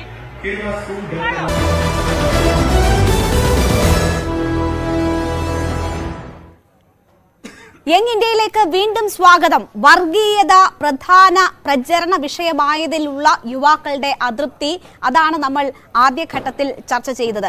യങ് ഇന്ത്യ തുടരുമ്പോൾ മറ്റ് സാഹചര്യങ്ങൾ, യുവാക്കളുടെ തൊഴിലില്ലായ്മ എന്ന വിഷയം വളരെ വലുതായിരുന്നു. നിങ്ങൾ ആശങ്കപ്പെട്ടതുപോലെ നിങ്ങളുടെ പ്രതീക്ഷകളെ, നിങ്ങളുടെ സാധ്യതകളെ ഒക്കെ ബന്ധപ്പെടുത്തുന്ന വിഷയങ്ങൾ ഈ തെരഞ്ഞെടുപ്പ് പ്രചരണത്തിൽ ചർച്ച ചെയ്തത് തുച്ഛമാണ്. തൊഴിലില്ലായ്മ ഏറ്റവും വലിയ ആശങ്കയാകുമ്പോൾ അതിനെക്കുറിച്ച് പ്രധാനമന്ത്രി അധികം സംസാരിച്ചില്ല എന്നതാണ് ഏറ്റവും ഇന്ന് ഒക്കെ ചൂണ്ടിക്കാണപ്പെടുന്ന ഏറ്റവും പ്രധാനപ്പെട്ട കാര്യം. അപ്പോൾ സംസ്ഥാന സാഹചര്യവും കൂടി നമ്മൾ കൂട്ടി വായിക്കണം. ഇവിടെ UDF-ന് ഒരു മേൽക്കൈ ഉണ്ട് എന്ന തരത്തിലുള്ള സൂചനകൾ ഒക്കെ വരുന്നുണ്ട്. അപ്പോൾ ആ സാഹചര്യങ്ങളൊക്കെ നിങ്ങൾ എങ്ങനെയാണ് നോക്കിക്കാണുന്നത്? ഇതിൽ UDF-ന്റെ കാര്യം പറയുമ്പോൾ അതിനകത്തൊരു ചോദ്യമായി തന്നെയാണ് ചോദിക്കാനുള്ളത്. കഴിഞ്ഞ കാലത്ത് നമുക്കറിയാം ഈ കണ്ണൂർ ലോക്സഭാ മണ്ഡലത്തിലെ വിജയിയായിരുന്ന കെ സുധാകരൻ അടക്കം എനിക്ക് ഈ മണ്ഡലത്തിൽ പ്രവർത്തിക്കാൻ കഴിഞ്ഞില്ലെന്നും ഒരു MP എന്ന നിലയിൽ പ്രവർത്തനം വളരെ മോശമായിരുന്നെന്നും തുറന്നു പറഞ്ഞൊരു സാഹചര്യം ഉണ്ടായിരുന്നു. പക്ഷേ അദ്ദേഹം തന്നെ വീണ്ടും അടുത്തൊരു ഇലക്ഷനിൽ വീണ്ടും ഒരു സ്ഥാനാർത്ഥിയായി വരുന്ന ഒരു സാഹചര്യം നമുക്ക് കാണാൻ സാധിക്കും. അങ്ങനെ അതുപോലെ തന്നെ നമുക്കറിയാം KC വേണുഗോപാൽ അടക്കം, നമുക്കറിയാം ഈ രാജ്യത്തിനകത്ത് വലിയ രീതിയിൽ ഭരണഘടനയടക്കം പ്രതിസന്ധിയിലാകുമെന്ന് തോന്നുന്ന ഒരു കാലത്താണ് തനിക്കുണ്ടായിരുന്ന രാജ്യസഭാ സ്ഥാനം അടക്കം തിരിച്ചുകൊണ്ട് ഒരു ലോക്സഭാ സ്ഥാനാർത്ഥിയായിട്ട് കേരളത്തിലേക്ക് വരുന്നത്. അപ്പം അധികാരത്തിന് വേണ്ടിയിട്ട് പിടിവലി നടന്ന ഒരു കേന്ദ്രമായിട്ട് കോൺഗ്രസ് മാറുന്നുണ്ടോ, പ്രത്യേകിച്ച് കേരളത്തിൽ എന്നുള്ളത് ഏറ്റവും പ്രധാനപ്പെട്ട ഒരു ചോദ്യമല്ലേ? ശരി. ഇന്ത്യയിൽ ഒരു ഫാസിസ്റ്റ് ഗവൺമെന്റ് അധികാരത്തിലിരിക്കുമ്പോൾ ആ ഗവൺമെന്റിനെതിരായുള്ള എല്ലാ ആയുധങ്ങളും എടുത്ത് പോരാടുകയാണ് കോൺഗ്രസ്. അതുകൊണ്ടാണ് കോൺഗ്രസിന്റെ ഏറ്റവും പ്രമുഖരായ നേതാക്കന്മാർ, അവർക്കൊക്കെ താല്പര്യമില്ലായിരുന്നു, അധികാരത്തിന് വേണ്ടിയല്ല, അധികാരത്തിൽ നിന്ന് മാറി നിൽക്കാൻ ആഗ്രഹിച്ച് നിൽക്കുകയായിരുന്നു. KPC പ്രസിഡന്റ് പറഞ്ഞു, ഞാനൊരു പ്രധാനപ്പെട്ട ചുമതല നിർവഹിക്കുകയാണ്, അല്ലാതെ അദ്ദേഹം അവിടെ പ്രവർത്തിച്ചില്ല എന്നല്ല പറഞ്ഞത്. KPCC അധ്യക്ഷ സ്ഥാനത്തിരിക്കുമ്പോൾ ഞാൻ മത്സരിക്കാൻ തയ്യാറല്ല എന്ന് അദ്ദേഹം പറഞ്ഞപ്പോഴും പാർട്ടി അദ്ദേഹത്തെ മത്സരിക്കാൻ നിർബന്ധിച്ചു. KC വേണുഗോപാൽ എന്തുകൊണ്ടാണ് മത്സരിച്ചത്? ഇവിടെ എല്ലാ സീറ്റുകളും പിടിക്കുക, BJP ഗവൺമെന്റിനെ താഴെ ഇറക്കുക എന്നുള്ളതാണ് കോൺഗ്രസിന്റെ നയം. പക്ഷേ CPM-ന്റെ എത്ര പ്രമുഖ നേതാക്കൾ മത്സരിക്കുന്നു? കേന്ദ്ര കമ്മിറ്റി അംഗങ്ങൾ എത്ര പേർ മത്സരിക്കുന്നു? പോളിറ്റ് ബ്യൂറോ അംഗങ്ങൾ എത്ര പേർ മത്സരിക്കുന്നു? വളരെ ചുരുക്കം ആളുകളിലെ. സീതാറാം യെച്ചൂരി മത്സരിക്കുന്നുണ്ടോ? CPM-ന്റെ പ്രധാനപ്പെട്ട MA മത്സരിക്കുന്നുണ്ടോ? അങ്ങനെയുള്ള പ്രധാന നേതാക്കൾ ഇപ്പോൾ ഏറ്റവും കേരളത്തിൽ മത്സരിക്കുന്ന ഏറ്റവും പ്രമുഖനായ നേതാവ് വിജയരാഘവനാണെന്ന് തോന്നുന്നു, കേന്ദ്ര കമ്മിറ്റി അംഗം. അതിലപ്പുറം ഒരു നേതാവ് പോലും മത്സരിക്കില്ല. അപ്പൊ എത്ര സീരിയസ് ആയിട്ടാണ് BJP-യുടെ കേന്ദ്ര കമ്മിറ്റി അംഗങ്ങളും ഒക്കെ അവരുടെയും മത്സരിക്കുന്നുണ്ട്. വളരെ ചുരുക്കം ആളുകളിലെ. സീതാറാം യെച്ചൂരി മത്സരിക്കുന്നുണ്ടോ? MLA മത്സരിക്കുന്നുണ്ടോ? സുഭാഷിണി അലി മത്സരിക്കുന്നുണ്ടോ? അതല്ലെങ്കിൽ മറ്റു നേതാക്കന്മാർക്ക് എത്ര പോളിറ്റ് ബ്യൂറോ അംഗങ്ങൾ മത്സരിക്കുന്നുണ്ട്? എന്തുകൊണ്ടാണത്? അവർ ഇത്രത്തോളം സീരിയസ് ആണ്. ഫാസിസ്റ്റ് ഗവൺമെന്റിനെതിരായി അല്ലെങ്കിൽ മോദി ഗവൺമെന്റിനെതിരായി BJP-ക്കെതിരായുള്ള പോരാട്ടം നടത്താൻ വേണ്ടി CPM എത്രത്തോളം സജ്ജമാണ് എന്നുള്ളതിന്റെ ഏറ്റവും വലിയ തെളിവാണ്. ഇവർക്ക് അതിനുള്ള താല്പര്യമില്ല. ഇവിടെ കേരളത്തിൽ CPM-ന്റെ വലിയ വോട്ട് ചോർച്ച ഈ തെരഞ്ഞെടുപ്പ് നാളെ ഫലം വരുമ്പോൾ നമുക്ക് മനസ്സിലാക്കാൻ കഴിയും. കാരണം എന്താണ്? ഈ തെരഞ്ഞെടുപ്പിൽ CPM അല്ലെങ്കിൽ ഇടതുപക്ഷം പ്രസക്തമല്ലാതായിരിക്കുകയാണ്. കാരണം എന്താണ്? ഞങ്ങൾ ആദ്യം മുതലേ പറയുന്ന ഒരു കാര്യമാണ്, കേരളത്തിലെ CPM, ഇന്ത്യയിലെ CPM-ന്റെ സ്ഥിതി വ്യത്യസ്തമാണെങ്കിൽ പോലും കേരളത്തിലെ CPM അല്ലെങ്കിൽ പിണറായി വിജയന്റെ CPM ഇവിടെ BJP-യുമായുള്ള ധാരണകൾ, ആ ധാരണ തെരഞ്ഞെടുപ്പ് രംഗത്ത് നമുക്ക് കാണാൻ കഴിയും. അതിന്റെ ഫലമായിട്ടാണ് CPM-ന്റെ വലിയ വോട്ട് ചോർച്ച BJP-യിലേക്ക്. കുറെ നേരമായി മറ്റ് രണ്ടുപേരിലേക്കുമാണ് പോയത്. അജീം, ഇവിടെ ഇടതുപക്ഷത്തിന്റെ പ്രസക്തി നശിക്കുന്നു അല്ലെങ്കിൽ തീരുന്നു എന്നൊരു സാഹചര്യമാണ് RV രാജേഷ് ചൂണ്ടിക്കാട്ടിയത്. നമുക്ക് ഈ വന്ന എക്സിറ്റ് പോളുകളിൽ ചിലത് അത്ഭുതം ഉളവാക്കുന്നതാണ്. ഇടതുപക്ഷത്തിന് 0 സീറ്റും BJPക്ക് 3 വരെ 1 മുതൽ 3 വരെ സീറ്റുമൊക്കെ പ്രവചിക്കുന്ന എക്സിറ്റ് പോളുകൾ ഉണ്ട്. അങ്ങനെ പ്രസക്തി നഷ്ടപ്പെടുന്നുണ്ടോ? ദേശീയ പാർട്ടി എന്ന പദവി നിലനിർത്തണമെങ്കിൽ തന്നെ സീറ്റുകൾ വളരെ അത്യാവശ്യമായിട്ടുള്ള ഒരു സാഹചര്യം ഒക്കെ നിൽക്കുന്ന ഒരു തെരഞ്ഞെടുപ്പ് കൂടിയായിരുന്നു. സ്വയം നിലനിൽപ്പിന്റെ പ്രശ്നം കൂടിയായിരുന്നു. അവിടെയും ഒരു പിന്നോട്ട് പോക്കാണോ ഇടതുപക്ഷത്തിനെ കാത്തിരിക്കുന്നത്? ഇടതുപക്ഷത്തിന്റെ നിലനിൽപ്പ് മാത്രമല്ല ഈ തിരഞ്ഞെടുപ്പ് കൊണ്ട് ഉദ്ദേശിക്കുന്നത്. കോൺഗ്രസിന്റെയും നിലനിൽപ്പ് അല്ലെങ്കിൽ ഇന്ത്യയുടെ ജനാധിപത്യത്തിന്റെ നിലനിൽപ്പ് തന്നെ അത് കൈവിട്ടു പോയിക്കൊണ്ടിരിക്കുന്ന ഒരു സാഹചര്യത്തിലാണ് ഇന്ത്യയിലെ എല്ലാ പാർട്ടികളും, അതായത് BJP എതിർക്കുന്ന പാർട്ടികളെ എല്ലാം ചേർത്ത് നിർത്തിക്കൊണ്ട് ഇന്ത്യ മുന്നണി ഉണ്ടാക്കിയത്. നമ്മൾക്കറിയാം അതിൻ്റെ ഉള്ളിൽ തന്നെ ചില ധാരണകൾ ഉണ്ടാക്കി. ചില മേഖലകളിൽ ആരാണ് ഡോമിനേഷൻ ഉള്ളത്, ആ ഡോമിനേറ്റിംഗ് സെക്ടറിൽ അതാത് പ്രാദേശിക പാർട്ടികൾ തന്നെ മത്സരിക്കട്ടെ, ഇല്ലെങ്കിൽ ഒരു സൗഹൃദമായ രീതിയിൽ മത്സരം മുന്നോട്ട് പോകട്ടെ എന്നൊക്കെ ഉണ്ടാക്കി. ബംഗാളിലാവട്ടെ, കേരളത്തിലാവട്ടെ, ഇപ്പോൾ കർണാടകയിലൊക്കെ എന്ന് വെച്ചാൽ CPM-നും CPIക്കും അതുപോലെ തന്നെ ഇടത് സംഘടനകൾക്കെല്ലാം തന്നെ നല്ല രീതിയിൽ വോട്ട് ശതമാനമൊക്കെ ഉള്ള മേഖലയിലും കോൺഗ്രസിന് വേണ്ടി മത്സരിക്കാൻ അവരവരുടെ ഡോമിനേറ്റിംഗ് പാർട്ടി ആയതുകൊണ്ട്, ഭരണ പാർട്ടി ആയതുകൊണ്ട് അവർക്ക് മത്സരിക്കാനുള്ള അവസരങ്ങൾ കൊടുക്കുന്നു. എന്നാൽ കോൺഗ്രസ് അവരുടെ നിലനിൽപ്പ് മാത്രം കണ്ടുകൊണ്ട് നമുക്കെടുത്ത് നോക്കിയാൽ അറിയാം, പഞ്ചാബിൽ ആം ആദ്മി പാർട്ടിയോട് ചേർന്ന് നിൽക്കുന്നില്ല. എന്നാൽ ഡൽഹിയിൽ, അതായത് ഭരണ സ്ഥിരാകേന്ദ്രത്തിൽ പൂജ്യമായിക്കൊണ്ടിരിക്കുന്ന കോൺഗ്രസ് അവിടെ തിരിച്ചുവരവിന് വേണ്ടി ആം ആദ്മി പാർട്ടിയോട് ചേർന്ന് നിൽക്കുന്നു. അപ്പോൾ ഏതൊക്കെ തരത്തിൽ അണ്ടർസ്റ്റാൻഡിങ് എടുത്തു വരാവോ? ഇപ്പോൾ ഇവിടെ കോൺഗ്രസിൻ്റെ പ്രതിനിധി രാജേഷ് ഭായ് പറഞ്ഞതുപോലെ തന്നെ BJPയുമായി ഇടതുപക്ഷം ഒരു അന്തർധാര ഉണ്ടാക്കുന്നു എന്ന് പറഞ്ഞാൽ ചില മേഖലകളിലൊക്കെ കോൺഗ്രസ് BJPയുമായിട്ട് അന്തർധാര ഉണ്ടാക്കുന്നുകൊണ്ട് ഞങ്ങളും സംശയിക്കേണ്ടതായിരിക്കുന്നു. അത്തരത്തിലുള്ള കാര്യങ്ങളൊക്കെ വെച്ച് നോക്കുമ്പോൾ ഇന്ത്യ മുന്നണി എന്ന് പറയുന്ന ഒരു മുന്നണിയെ ദുർബലപ്പെടുത്തുന്നത്, അത് യോജിപ്പിച്ചു കൊണ്ടുപോകാൻ ഇടതുപക്ഷവും മറ്റ് പ്രാദേശിക പാർട്ടികളും ശ്രമിക്കുമ്പോഴും അതിനെ ഒരു ദുർബലപ്പെടുത്തി കൊണ്ടുപോകാനുള്ള നടപടിയാണ് കോൺഗ്രസ് ശ്രമിച്ചുകൊണ്ടിരിക്കുന്നത്. അതാണ് പറയുന്നത്. ഇവിടെ നമ്മൾ യൂത്തിന്റെ പ്രധാന പ്രശ്നം എന്താണ് എന്ന് നോക്കുമ്പോൾ അൺഎംപ്ലോയ്മെന്റ് ആണ്. നേരത്തെ നിങ്ങൾ സൂചിപ്പിച്ചതുപോലെ തന്നെ അത് ഇത്രമാത്രം അവരുടെ ആവശ്യങ്ങൾ അല്ലെങ്കിൽ പ്രശ്നങ്ങൾ ഈ തെരഞ്ഞെടുപ്പിൽ ചർച്ച ചെയ്തു എന്ന ഒരു വിഷയമുണ്ട്. കറപ്ഷൻ മറ്റൊരു പ്രധാനപ്പെട്ട വിഷയമാണ്. അപ്പോൾ പ്രധാനമന്ത്രിയൊക്കെ കറപ്ഷനെതിരെ ശക്തമായ നിലപാട് സ്വീകരിച്ചു എന്ന് അവകാശപ്പെടുന്നുണ്ട്. അത്തരം കാര്യങ്ങൾ ചൂണ്ടിക്കാട്ടിക്കൊണ്ട് വോട്ട് പിടിച്ചിട്ടുണ്ട്. അപ്പോൾ നിങ്ങളിൽ എത്ര പേർ കറപ്ഷൻ ഒരു പ്രധാന പ്രശ്നമാണ്, അഴിമതി രഹിത ഭരണം വേണം എന്ന് ആഗ്രഹിക്കുന്നുണ്ട്? ആ രീതിയിൽ ഒരു സർക്കാർ രൂപീകരിക്കുമെന്ന പ്രതീക്ഷ നിങ്ങൾ എത്ര പേർക്കുണ്ട്? എൻ്റെ പേര് ഗൗതം ഗണേഷ്. എനിക്ക് ഇടതുപക്ഷത്തിൻ്റെയും കോൺഗ്രസിൻ്റെ പ്രതിനിധിയോട് 2 ചോദ്യങ്ങൾ ചോദിക്കാനുള്ളത്. നമുക്ക് തൊഴിലില്ലായ്മയ്ക്കും കറപ്ഷനിലേക്ക് വരാൻ അതിന് മുമ്പ് ഒരു ചോദ്യം കൂടെ എനിക്ക് ചോദിക്കാനുണ്ട്. അതായത് കുറച്ചു മുമ്പേ നമ്മൾ വർഗീയ ധ്രുവീകരണവും പ്രീണനത്തിൻ്റെ കാര്യം നമ്മൾ പറഞ്ഞു പോവുകയുണ്ടായി. ഇവിടെ കേരളത്തിൽ ഇപ്പോൾ നമ്മുടെ CAA കൊണ്ടുവന്നു. CAA അതിൻ്റെ കൃത്യമായിട്ടുള്ള വിശദീകരണം കേന്ദ്ര ആഭ്യന്തരമന്ത്രി ട്വിറ്ററിലൂടെയും മറ്റും പങ്കുവച്ചതാണ്. അപ്പോൾ അത് നിലനിൽക്കെ ന്യൂനപക്ഷ പ്രീണനവും ന്യൂനപക്ഷത്തിൻ്റെ വോട്ട് കൺസോളിഡേഷനുള്ള ഒറ്റ ലക്ഷ്യത്തോടു കൂടി ഇടതുപക്ഷം CAA മുതലാക്കിക്കൊണ്ട് ഈ ന്യൂനപക്ഷത്തിൻ്റെ വോട്ട് സംഹരിക്കുക എന്നുള്ള ഒറ്റ ലക്ഷ്യത്തോടു കൂടി ഇടതുപക്ഷം ഇവിടെ കേരളത്തിൽ ആ ഒരു ക്യാമ്പയിൻ നടത്തുകയുണ്ടായി. അപ്പോൾ അത് ഈ മത ന്യൂനപക്ഷത്തിൻ്റെ പ്രീണനവും വർഗീയതയായിട്ട് ബന്ധം ഉണ്ടോ ഇല്ലയോ എന്ന് എനിക്ക് ഇടതുപക്ഷത്തിൻ്റെ പ്രതിനിധിയോട് ചോദിക്കുന്നുണ്ട്. രണ്ടാമത്തത്, ഇവിടെ കേരളത്തിൽ തന്നെ SDPI, ജമാഅത്ത് ഇസ്ലാമി പോലുള്ള സംഘടനകൾ, SDPI നമുക്കറിയാം, അതായത് പോപ്പുലർ ഫ്രണ്ടിൻ്റെ തീവ്രവാദ സംഘടനയുള്ള നിലയ്ക്ക് കേന്ദ്ര സർക്കാർ നിരോധിച്ചതാണ്. അപ്പോൾ അതിൻ്റെ പിന്തുണ കോൺഗ്രസിന് ലഭിച്ചു. പക്ഷേ എന്നിട്ട് അത് വലിയ വിവാദമായതിനു ശേഷമാണ് കോൺഗ്രസിന്റെ ഒപ്പോസിഷൻ ലീഡർ അതിന് വേണ്ടെന്ന് പറഞ്ഞത്. ഇല്ലെങ്കിൽ അതും പറയത്തില്ലായിരുന്നു. അപ്പൊ അവരുടെ കിട്ടുന്നുള്ളത് വ്യക്തമാണ്. അപ്പൊ ഇത് രണ്ടെണ്ണമാണ് ചോദിക്കുന്നത്. ഇടതുപക്ഷ പ്രതിനിധിക്ക് തന്നെ ആദ്യം മറുപടി പറയാം ചൂണ്ടിക്കാട്ടിയ കാര്യത്തിൽ. CAA എന്ന് പറയുന്ന ഒരു ബില്ല് കേന്ദ്രം കൊണ്ടുവരുമ്പോൾ അത് നടപ്പാക്കില്ല എന്ന് കേരളം പറയുന്നതിന് മുഖ്യമായ ഒരു കാരണം എന്ന് വെച്ചാൽ കേരളത്തിൽ ഒരു ജാതിപരമായ ഒരു വിഘടനം നടത്തി അല്ലെങ്കിൽ ഒരു വിഭജനം നടത്തിക്കൊണ്ട് കേരളത്തിലെ ജനവിഭാഗത്തിനെ ഒന്നും തന്നെ വിഘടിച്ച് അല്ലെങ്കിൽ വിഭജിച്ച് നിർത്താൻ ഇടതുപക്ഷം, കേരളത്തിലേന്ന് മാത്രമല്ല ഇന്ത്യയിലെ ഇടതുപക്ഷത്തിന് ഭരണമുണ്ടായിരുന്നെങ്കിൽ, അല്ലെങ്കിൽ ഇന്ത്യയിൽ ഭരണമുള്ള മേഖല വേറെ, ഇപ്പം ബംഗാളിലൊക്കെ ഇടതുപക്ഷത്തിന് ഭരണമുണ്ടായെങ്കിൽ ഒരു കാരണവശാലും ബംഗാളിലൊന്നും ഈ പറയുന്ന CAA ഒന്നും അതായത് വിഭജിച്ച് നിർത്തി, ജനങ്ങളെ ജാതീയതയുടെ പേരിൽ വിഭജിച്ച് നിർത്തിക്കൊണ്ട് ഒരു തരത്തിലുമുള്ള ഒരു സമീപനം നടത്തിക്കൊണ്ടുപോകാൻ ഇടതുപക്ഷം താല്പര്യപ്പെടുന്നില്ല. നമ്മൾ ആദ്യം സൂചിപ്പിച്ചതുപോലെ തൊഴിലില്ലായ്മ ഉൾപ്പെടെയുള്ള വിഷയങ്ങൾ ഉണ്ടായിട്ട് കേരളത്തിൽ ഈ CAAയും മറ്റു കാര്യങ്ങളും മാത്രം ഫോക്കസ് ചെയ്ത് അത് ന്യൂനപക്ഷങ്ങളുടെ വോട്ട് സമാഹരണം എന്ന ഒരു ലക്ഷ്യം മാത്രം വെച്ചുകൊണ്ട് എന്തുകൊണ്ട് പ്രചരണം എന്നതാണ് അവിടെ ചോദിച്ചത്. കേരളത്തിലെ തൊഴിലില്ലായ്മ പറഞ്ഞുകൊണ്ട് വരാൻ ഇപ്പോൾ മറ്റ് കോൺഗ്രസും അതുപോലെ തന്നെ BJP ഒക്കെ തൊഴിലില്ലായ്മ പറയുക. ഞാനൊരു റിസർച്ച് സ്കോളറാണ്, ഞാൻ ഇടതുപക്ഷ അനുഭാവിയും ഒക്കെ തന്നെയാണ്. ഞാൻ ഈ പറയുന്ന ഒരു സർവേയിൽ നിന്ന് നോക്കിയപ്പോൾ ഒരു വീട്ടിൽ 4 പേരുണ്ടെങ്കിൽ ഈ 4 പേർക്ക് ഞാൻ ഈ പറയുന്ന നമ്മുടെ തിരുവനന്തപുരം മേഖലയിലുള്ള കണ്ണമ്മൂല എന്ന് പറയുന്ന ഒരു ഡിവിഷനിൽ ഒരു സർവേ നടത്തിയപ്പോൾ ആ സർവേയിൽ ഒരു വീട്ടിൽ 4 പേരുണ്ട്, അച്ഛൻ, അമ്മ, 2 മക്കൾ. ഈ 4 പേർക്കും തൊഴിലുണ്ടെന്ന് വെച്ചാൽ അത് സർക്കാർ സ്ഥാപനങ്ങളിൽ എന്നല്ല പറയുന്നത്, സർക്കാർ ഇതര സ്ഥാപനങ്ങളിലാണെങ്കിലും അടിസ്ഥാനപരമായിട്ടുള്ള ജീവിത നിലവാരം മെച്ചപ്പെട്ടു കൊണ്ടുവരുന്ന അല്ലെങ്കിൽ ഒരു പ്രൊഡക്റ്റീവ് ഇൻഡെക്സ് ഉള്ള ഒരു സംസ്ഥാനമായി മാറിക്കൊണ്ടിരിക്കുകയാണ് കേരളം. മാറിക്കൊണ്ടിരിക്കുകയല്ല, മാറിക്കഴിഞ്ഞിരിക്കുന്നു കേരളം. എന്നാൽ നിങ്ങൾ ഉത്തരേന്ത്യയുടെ നിങ്ങളുടെ ചാനലിലെ പ്രതിനിധികളെല്ലാം തന്നെ ഉത്തരേന്ത്യൻ സന്ദർശനങ്ങളൊക്കെ തന്നെ നടത്തിയല്ലോ. ആ പറയുന്ന മേഖലയിൽ പോകുമ്പോൾ ഇന്നും പാനിപ്പൂരിയും വിറ്റ് അതുപോലെ തന്നെ അല്ല, ഈ തൊഴിലില്ലായ്മ ഏറ്റവും കൂടുതൽ ഇന്ത്യയിൽ ഏത് സംസ്ഥാനത്താണ് ഉള്ളത്?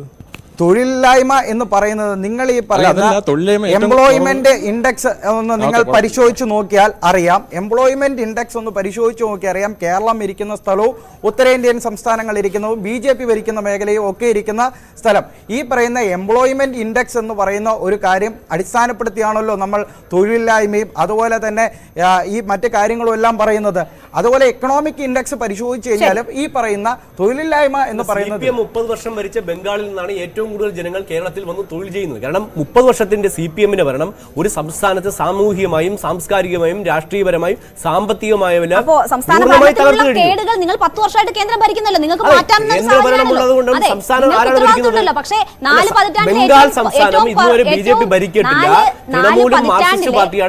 പതിറ്റാണ്ടിലെ ഏറ്റവും പിന്നോക്ക അവസ്ഥയിലേക്ക് തൊഴിൽ സാഹചര്യം പോയത് മോദി ഭരിക്കുമ്പോഴാണ് എന്നൊരു യാഥാർത്ഥ്യം കൂടിയുണ്ടല്ലോ. RV രാജേഷ് ഇവിടെ ചൂണ്ടിക്കാട്ടിയത് വർഗീയത പറയുന്നു എന്ന് പറയുമ്പോൾ കേരളത്തിലും ഇത്തവണ ആ രീതിയിലുള്ള പ്രചരണത്തിലേക്ക് പോയ ഇടങ്ങളുണ്ട്. വടകര നമുക്കറിയാം, അവിടെ ഏതൊക്കെ തരത്തിലാണ് അത് ചർച്ചയായിരുന്നു. അപ്പോൾ അതിന് ഉത്തരവാദിത്തത്തിൽ നിന്ന് നിങ്ങൾക്ക് ഒഴിഞ്ഞു മാറാൻ കഴിയില്ല എന്ന കാര്യമാണ് ഗൗതം സൂചിപ്പിച്ചത്. അല്ല, ഗൗതം സൂചിപ്പിച്ച ഏറ്റവും പ്രധാനപ്പെട്ട കാര്യം CAA ആണ്. ഞങ്ങൾ CAA കൃത്യമായി എതിർക്കുന്നുണ്ട്. കാരണം എന്താണ്? മതത്തിൻ്റെ അടിസ്ഥാനത്തിൽ ഒരു ഭരണഘടനയ്ക്ക് വിരുദ്ധമായിട്ടൊരു നിയമം കൊണ്ടുവന്നാൽ അത് ഇന്ത്യൻ ഭരണഘടനയ്ക്ക് വിരുദ്ധമാണ്, രാജ്യവിരുദ്ധമാണ്. അതുകൊണ്ട് തന്നെ CAA ഞങ്ങൾ ആദ്യം മുതൽ തന്നെ എതിർക്കുകയാണ്. ഭരണഘടനാ വിരുദ്ധമായ ഏത് നിയമം ഉണ്ടാക്കിയാലും അത്തരം നിയമങ്ങൾ ഞങ്ങൾ അധികാരത്തിൽ വന്നാൽ തിരുത്തുമെന്ന് ഞങ്ങൾ പറയുന്നുണ്ട്. അത് വർഗീയത ആളിക്കത്തിച്ചുകൊണ്ട് അതിൻ്റെ മുതലെടുപ്പ് നടത്താൻ ശ്രമിക്കുന്ന ഭരിക്കുന്ന ആളുകളാണ്, അല്ലാതെ ഞങ്ങളല്ല. അപ്പം ഞങ്ങൾ തെറ്റുകൾ ചൂണ്ടിക്കാണിച്ചാൽ അത് വർഗീയമാകുന്നത് എങ്ങനെയാണെന്ന് എനിക്ക് മനസ്സിലാകുന്നില്ല. പക്ഷേ ഒരു പ്രധാനമന്ത്രി തന്നെ ഇരുന്ന് വർഗീയമായ സ്റ്റേറ്റ്മെൻറ്റ് കൊടുക്കുക, അത് പണ്ട് കോൺഗ്രസിൻ്റെ ഭരണകാലത്ത് ഏതെങ്കിലും ഒരു പ്രസംഗം അതിനെ ഉദ്ധരിച്ചുകൊണ്ടാണ് പ്രധാനമന്ത്രി അത് പറയുന്നത്. ആ ഉദ്ധരണി തെറ്റാണ്. അന്ന് മൻമോഹൻ സിംഗ് പറഞ്ഞത് ഈ രാജ്യത്തെ ദളിതർക്ക്, ഈ രാജ്യത്തെ പിന്നോക്കക്കാർക്ക്, ഈ രാജ്യത്തെ ന്യൂനപക്ഷങ്ങൾക്ക്, ഈ രാജ്യത്തെ മുസ്ലിങ്ങൾക്ക് ഇവർക്കെല്ലാം അവരുടേതായ ആനുകൂല്യങ്ങൾ അല്ലെങ്കിൽ അവർക്ക് ഈ രാജ്യത്തിൻ്റെ വരുമാനത്തിൻ്റെ ഒരു പങ്കിന് അർഹതയുണ്ട് എന്ന് പറഞ്ഞതിനെ അതിൻ്റെ ഒരു ഭാഗം മാത്രം എടുത്തുകൊണ്ട് വർഗീയമായി രാജ്യത്തെ ഭിന്നിപ്പിക്കാൻ വേണ്ടിയുള്ള വളരെ ബോധപൂർവമായ ഒരു ശ്രമം, തെരഞ്ഞെടുപ്പിൽ വോട്ട് കിട്ടാൻ വേണ്ടി ഉള്ള ഒരു ശ്രമം പ്രധാനമന്ത്രി നടത്തിയാൽ അതിനെ ഞങ്ങൾ എതിർക്കുക തന്നെ ചെയ്യും. അത് തെറ്റുകൾ ഞങ്ങൾ ചൂണ്ടിക്കാണിക്കുക തന്നെ ചെയ്യും. CAA അടക്കമുള്ള ഈ ഭരണഘടനാ വിരുദ്ധമായ ഏത് നിയമം ഉണ്ടാക്കിയാലും നാളെ ഒരു ഗവൺമെന്റ് അധികാരത്തിൽ വന്നാൽ, നാളെ തെരഞ്ഞെടുപ്പ് ഫലം വന്നാൽ, പുതിയൊരു ഗവൺമെന്റ് അധികാരത്തിൽ വന്നാൽ, ഞങ്ങളുടെ നേതൃത്വത്തിൽ ഒരു ഗവൺമെന്റ് വന്നാൽ ഞങ്ങളത് തിരുത്തും. അത് പറഞ്ഞാൽ യാതൊരു തൊഴിലില്ലായ്മയുടെ കാര്യം കേരളത്തെ സംബന്ധിച്ച് പറയുമ്പോഴും വർഗീയത നമ്മൾ അത് കുറച്ച് അധികമായിട്ട് സമയം പോകുന്നു. ഇനി കുറച്ച് സമയം മാത്രമേ ഉള്ളൂ. ഇവിടെ മൈഗ്രേഷൻ കേരളത്തെ സംബന്ധിച്ച് വലിയൊരു വിഷയമായിരുന്നു.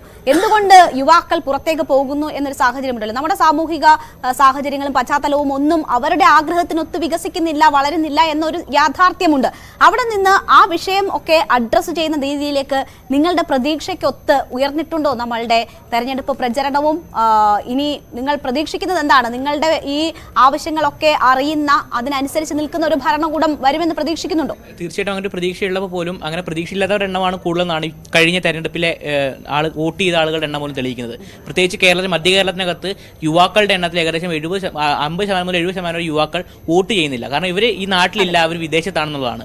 ഈ വിദേശകാര്യ മന്ത്രാലയം അടക്കം പാർലമെന്റിൽ പറയുന്നത് 7 ലക്ഷത്തോളം ആളുകൾ ശരാശരി ഒരു വർഷം ഇന്ത്യയിൽ നിന്നും പൗരത്വം ഉപേക്ഷിക്കുന്നതാണ്. അപ്പോൾ ആ നിലയിൽ ഇന്ത്യൻ പൗരത്വം ഉപേക്ഷിക്കുകയും ഇന്ത്യൻ രാഷ്ട്രീയത്തിനോട് ഇടപെടാനേ ഇവിടുത്തെ യുവാക്കൾ കഴിയുന്നില്ല എന്ന് പറയുമ്പോൾ അതിനെതിരെ ഏത് നടപടിയാണ് ഈ 3 കക്ഷികളും, എല്ലാ രാഷ്ട്രീയ കക്ഷികളും ചെയ്യുന്നതെന്നുള്ള ഏറ്റവും പ്രധാനപ്പെട്ട ചോദ്യമാണ്. ഇതുണ്ടാക്കുന്ന ഏറ്റവും വലിയ പ്രശ്നം എന്ന് പറയുന്നത് ഇവിടെ യുവാക്കൾക്കിടയിൽ വളരുന്ന വലിയ അരാഷ്ട്രീയവാദമാണ്. അപ്പം വലിയ അരാഷ്ട്രീയവാദത്തിന് ഇട നൽകുന്ന ഒരു ഇടമായിട്ട് 2024 ലോക്സഭാ ഇലക്ഷൻ ഇവിടെ മാറിയിട്ടുണ്ടെന്നുള്ളത് ഒരു വലിയ പ്രശ്നമല്ല. അതിനെ എങ്ങനെ പരിഹരിക്കാനാണ് ഉദ്ദേശിക്കുന്നത്? ജനറേഷൻ ബി എന്തിനു വോട്ട് ചെയ്യണം എന്ന് ചോദിക്കുന്നവരാണ്. നമ്മളുടെ തെരഞ്ഞെടുപ്പ് പോളിംഗ് ശതമാനം കുറഞ്ഞതിന്റെ ഒരു കാരണം അങ്ങനെ ഇത് ഈ ജനാധിപത്യ പ്രക്രിയയോട് വിശ്വാസമില്ലാതെ മാറി നിന്നവരാകാം എന്ന ഒരു നിരീക്ഷണം കൂടിയുണ്ട്. വിഷ്ണു, ഇതിനോടൊപ്പം ഒരു കാര്യം കൂടെ ചൂണ്ടിക്കാണിക്കാനുള്ളത്, ഇപ്പോൾ ഈ വോട്ട് ചെയ്യുന്നതിന് കൊടുക്കുന്ന പ്രാധാന്യം അത് വളരെ പ്രധാനപ്പെട്ടതാണ്. ഇപ്പോൾ യുവാക്കൾ ഈ വോട്ട് ചെയ്യുന്നതിന് കൃത്യമായ പ്രാധാന്യം കൊടുക്കാതെ ഈ പറയുന്ന രാഷ്ട്രീയവാദത്തിന്റെ മറ്റൊരു ഘടകമാണത്. ഇപ്പോൾ പലയിടങ്ങളിലും നമ്മൾ വീഡിയോ കണ്ടിട്ടുണ്ട്. തെരഞ്ഞെടുപ്പ് കമ്മീഷന്റെ ഉദ്യോഗസ്ഥർ ഇരിക്കെ തന്നെ ഒരു പോളിംഗ് ബൂത്തിലേക്ക് വോട്ട് ചെയ്യാനെത്തുന്ന വിദ്യാർത്ഥികളായിട്ടുള്ള അല്ലെങ്കിൽ ഒരു 10-25 വയസ്സായിട്ടുള്ള യുവാക്കൾ ചെയ്യുന്നത് അവർ വോട്ട് ചെയ്യുന്നത് കാണിക്കുകയാണ്. അതായത് ഒരു ക്യാമറയിൽ വീഡിയോ എടുത്ത് പകർത്തി കാണിക്കുകയാണ്. അപ്പൊ ഇങ്ങനെയുള്ള രീതികളിലേക്ക് യുവാക്കളെ എത്തിക്കുന്നത് എന്ത് തരത്തിലാണ്, എത്തരത്തിലുള്ള രാഷ്ട്രീയ ബോധമാണ്, അതിന് ഈ പറയുന്ന രാഷ്ട്രീയ പാർട്ടികൾ എന്താണ് ചെയ്യുന്നത്? മൂന്ന് കക്ഷികളോടും കൂടി ചോദിക്കാനുള്ള. വളരെ പെട്ടെന്ന് നമുക്ക് ആൻസർ പറഞ്ഞു പോവാം. കേരളത്തിൽ നിന്നടക്കം ലക്ഷക്കണക്കിന് യുവാക്കളാണ് പ്രതിവർഷം വിദേശത്തേക്ക് പോകുന്നത് എന്നുള്ള കാര്യത്തിൽ സംശയമൊന്നുമില്ല. ഒന്ന്, വിദേശ രാജ്യങ്ങളിൽ വർദ്ധിച്ചു വരുന്ന സൗകര്യങ്ങളും നമ്മുടെ രാജ്യത്ത് ലഭിക്കുന്നതിൽ കൂടുതൽ ശമ്പളവും ലഭിക്കുമ്പോൾ യുവാക്കൾ സ്വാഭാവികമായി ആകൃഷ്ടരാകുന്നു എന്നുള്ളത് ഒരു യാഥാർത്ഥ്യം തന്നെയാണ്. നമ്മുടെ രാജ്യത്തെ തൊഴിൽ സാഹചര്യങ്ങളും ഒരു കാലഘട്ടത്തിൽ ഇല്ലാത്തത് കണക്കിന് മേക്ക് ഇൻ ഇന്ത്യ പദ്ധതി വഴി വിദേശ രാജ്യങ്ങളിലെ ഒട്ടുമിക്ക കമ്പനികളും ഇന്ന് നമ്മുടെ രാജ്യത്ത് വന്ന് സ്വകാര്യ മേഖലയടക്കം വലിയ രീതിയിൽ പ്രവർത്തിക്കുന്നു എന്ന് പറയുന്നത്. പിന്നെ ഒരു വ്യക്തി വിദേശത്ത് പോകുന്നത് സാമ്പത്തിക താല്പര്യവും ആ വ്യക്തിയുടെ താല്പര്യങ്ങളും അനുസരിച്ചാണ്. ഇതിലൂടെ സർക്കാരിന് ഇടപെടുന്നതിൽ ചില പരിമിതികളുണ്ട്. കാര്യം ഞാൻ പോകുന്നത് എന്റെ ഇഷ്ടപ്രകാരമാണ്.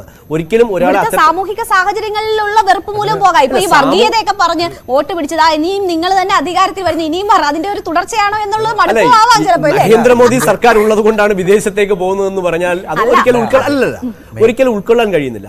ഓരോ സംസ്ഥാനത്തും ഓരോ ജില്ലയിലും ജനാധിപത്യ പ്രക്രിയയോട് തന്നെ അവർക്ക് ആഭിമുഖ്യം ഇല്ലാതാകുന്നു എന്നൊരു സാഹചര്യം ചൂണ്ടിക്കാട്ടിയല്ലോ. ഈ മേക്ക് ഇൻ ഇന്ത്യ പദ്ധതി കണ്ടുകൊണ്ട് മറ്റ് വിദേശ രാജ്യങ്ങളിൽ നിന്ന് ഇന്ത്യയിൽ വന്ന് ജോലി ചെയ്യുന്ന എത്ര പേരുണ്ട്?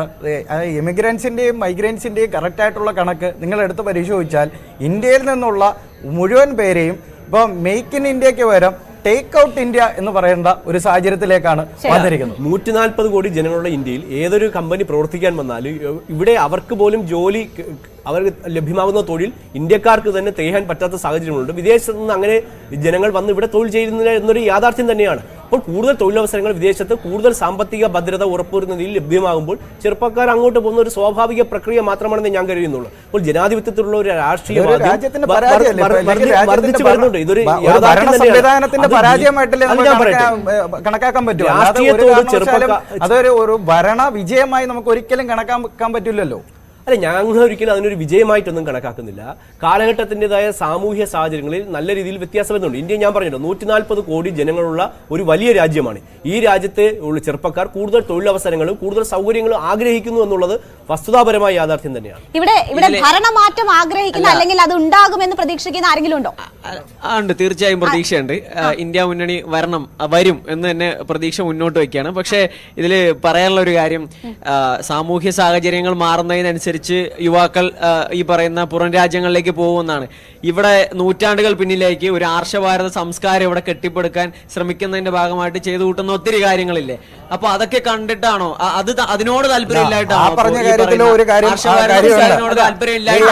ഭാരത സംസ്കാരം ഇവിടെ ഉണ്ടായിരുന്ന സമയത്ത് വിദേശത്തു നിന്ന് വരെ വിദ്യാർത്ഥികൾ ഇന്ത്യയിൽ വന്ന് പഠിക്കുന്ന സാഹചര്യമായിരുന്നു ഉണ്ടായിരുന്നത്. ഇന്നത്തെ ആധുനിക ഭാരതത്തെ ഇന്ത്യയിൽ നിന്നുള്ള വിദ്യാർത്ഥികൾ വിദേശത്തേക്ക് പോവാണ്. അപ്പോൾ ഇപ്പോൾ നമ്മളുടെ ജീവിത സാഹചര്യം എല്ലാം നല്ല രീതിക്കാണെന്നുണ്ടെങ്കിൽ ഇവിടെ നിന്ന് ആൾക്കാർ പുറത്തോട്ട് പോകേണ്ട ആവശ്യമില്ല, ഒന്നാമത്തെ കാര്യം. പിന്നെ ഇവർ വോട്ട് പിടിക്കുന്നതിൻ്റെ കാര്യം, ഇവർ ഓൾറെഡി ഇവരുടെ വർഗീയത പറഞ്ഞിട്ടാണ് അവർ വോട്ട് പിടിക്കുന്നത്. അതിന് അവരെ കുറ്റം പറയാൻ പറ്റൂല. ബാക്കി എല്ലാവരോടും അതിന് കുറ്റം പറയാൻ പറ്റൂല. അവർ വോട്ട് ചോദിക്കുന്നത് എല്ലാം അവരുടെ വർഗീയത പറഞ്ഞിട്ടാണ്, സത്യം. ഓക്കെ, എന്നിട്ട് അവർക്ക് വോട്ട് ഇട്ട് കൊടുക്കാൻ ആളുമുണ്ട്, അത് വേറെ കാര്യം. എനിക്ക് 3 പേരും കൂടെ ചോദിക്കാനുള്ള ഒരു കാര്യം, ഇപ്പോൾ ഇതിൽ ഏത് പാർട്ടി ജയിച്ചാലും നമ്മളുടെ യുവാക്കൾക്ക് എന്ത് ഓപ്പർച്യൂണിറ്റിയാണ് നിങ്ങൾ മുന്നോട്ട് വയ്ക്കുന്നത് എന്നൊന്ന് പറയാം. ഒറ്റ കാര്യം ഞാൻ പറഞ്ഞോട്ടെ. വടകരയിലടക്കം ഏറ്റവും വിഷലിപ്തമായ രീതിയിൽ വർഗീയ പ്രചരണം നടത്തിയത് ആരാണ്? അവിടെ BJP ആണോ വർഗീയ പ്രചരണം നടത്തിയത്? വടകരയിൽ ആരാണ് നടത്തിയത്? ആലപ്പുഴയിൽ ആരാണ് ഏറ്റവും വലിയ വർഗീയ പ്രചരണം നടത്തിയത്? അപ്പോൾ ഓരോ തിരഞ്ഞെടുപ്പിലും ഇടതുപക്ഷവും UDF അടക്കം SDP അടക്കമുള്ളവരുടെ പിന്തുണ സ്വീകരിക്കാറുള്ളത്. പരസ്യമായി VD സതീശൻ SDP എതിർക്കുമ്പോൾ പോലും രഹസ്യമായി SDP മുഴുവൻ സ്വാധീനമുള്ള പ്രദേശങ്ങളിലേക്കും കഴിഞ്ഞ തവണ വോട്ടുകൾ കൂടുതൽ നേടിയതാരാണ്? ഇത്തവണ വരാൻ പോകുന്ന തെരഞ്ഞെടുപ്പിൽ നിങ്ങൾ റിസൾട്ട് പരിശോധിച്ചു. SDP സ്വാധീനമുള്ള പ്രദേശങ്ങളിൽ കൂടുതൽ വോട്ടുകൾ നേടുന്നതാരാണ്? കഴിഞ്ഞ പ്രാവശ്യം ശിവൻകുട്ടി തന്നെ പറഞ്ഞു, ഞാൻ വോട്ടെണ്ണി തുടങ്ങുന്നത്, നേമത്ത് മത്സരിച്ചപ്പോൾ പറഞ്ഞു, ഞാൻ വോട്ടെണ്ണി തുടങ്ങുന്നത് 28,000 വോട്ടിൽ നിന്നാണ്. എനിക്ക് അത്രയും പിന്തുണയുണ്ട്. SDP യുടെ ജില്ലാ സെക്രട്ടറി തന്നെ ഒരു അഭിമുഖത്തിൽ പറഞ്ഞു, ഞങ്ങൾ CPM വോട്ട് ചെയ്യും, കാരണം ഞങ്ങൾ BJP RV രാജേഷ്, ദേശീയ തലത്തിൽ വർഗീയത പറയുന്നതിന് ചൂണ്ടിക്കാട്ടുന്ന കാരണം അല്ലെങ്കിൽ ഒരു ന്യായീകരണം വടകരയാണ്. അവിടെ നിങ്ങൾക്കും ഉത്തരവാദിത്തങ്ങളുണ്ട്. കാഫിർ പരാമർശം വന്നതിന് ശേഷം ആ വോട്ട് വേണ്ട എന്ന് പറയാൻ തെരഞ്ഞെടുപ്പ് കഴിയുന്നവരെ കാത്തിരിക്കേണ്ടി വന്നു. വർഗീയ പ്രചരണം നടത്തിയത് എന്തെല്ലാം നുണപ്രചരണങ്ങളാണ് അവിടെ നടത്തിയിട്ടുള്ളത്? ഇടതുപക്ഷമല്ലേ? അപ്പൊ അതിനെക്കുറിച്ച് പോകണ്ട, അതിനെക്കുറിച്ച് പറഞ്ഞാൽ ഒരുപാട് പറയാനുണ്ട്. അതെന്തുകൊണ്ടാണ് പറയുന്നത്? ഷാഫിക്കയാണ് നമ്മുടെ സ്ഥാനാർത്ഥി എന്ന് പറഞ്ഞുകൊണ്ട് തെരഞ്ഞെടുപ്പ് പ്രചരണം തുടങ്ങിയത് കോൺഗ്രസ് ആണ്. പച്ചയായ വർഗീയത പറഞ്ഞുകൊണ്ടാണ് വടകരയിൽ പ്രചരണം നടത്തിയത്. ഒരു സമുദായത്തെ മുഴുവൻ ധ്രുവീകരിച്ചുകൊണ്ട് രാഷ്ട്രീയമായി വിഷലിപ്തം ചെയ്തത് UDF ആണ്. മുസ്ലിം ലീഗിനെ അടക്കം കൂട്ടുപിടിച്ച് ഇത്തരത്തിലുള്ള പ്രചരണം നടത്തിയത് UDF ആണ്. ഞങ്ങൾ പരിശീലിതരാണെന്ന് പറയുമ്പോൾ അവരെ തിരിഞ്ഞു ഒരിക്കലും ന്യായീകരിക്കുന്നത് ശരിയല്ല. ഞാൻ പറഞ്ഞല്ലോ, ആരാണ് ഈ പ്രചരണം നടത്തിയത്? 2019 സുരേന്ദ്രൻ മത്സരിക്കുമ്പോ, കാസർഗോഡ് മത്സരിക്കുമ്പോ K സുരേന്ദ്രൻ ഇച്ഛ എന്ന് പറഞ്ഞിട്ടാണ് അവിടെ ഏറ്റവും മോശമായ രീതിയിൽ ഒരു സ്ത്രീക്കെതിരെ വലിയ രീതിയിലുള്ള പരാമർശവും പ്രചരണങ്ങളും നടത്തി, ഒരു സ്ത്രീക്ക് നേരെ സ്ലഡ് ഷേമിംഗ് ഉൾപ്പെടെ നടത്തി ശൈല ടീച്ചറിനെതിരെ നടത്തിയത് ഈ പറയുന്ന ഈ കോൺഗ്രസിന്റെ സ്ഥാനാർത്ഥിയും സ്ഥാനാർത്ഥിയോട്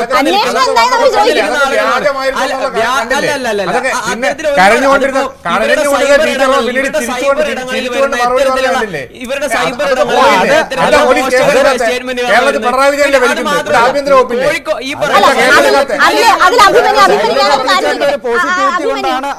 അങ്ങനെ വലിയ വിവാദം തെരഞ്ഞെടുപ്പ് പ്രചരണ രംഗത്തുണ്ടായി. അതായത് ഇപ്പൊ വോട്ടെടുപ്പിന്റെ തലേന്നെത്തുമ്പോൾ പോലും അതിന് ഉത്തരവാദികളെ കണ്ടെത്താൻ പറ്റിയില്ലെന്നല്ലോ. അതിൽ നിങ്ങൾ നിരാശരാണ്.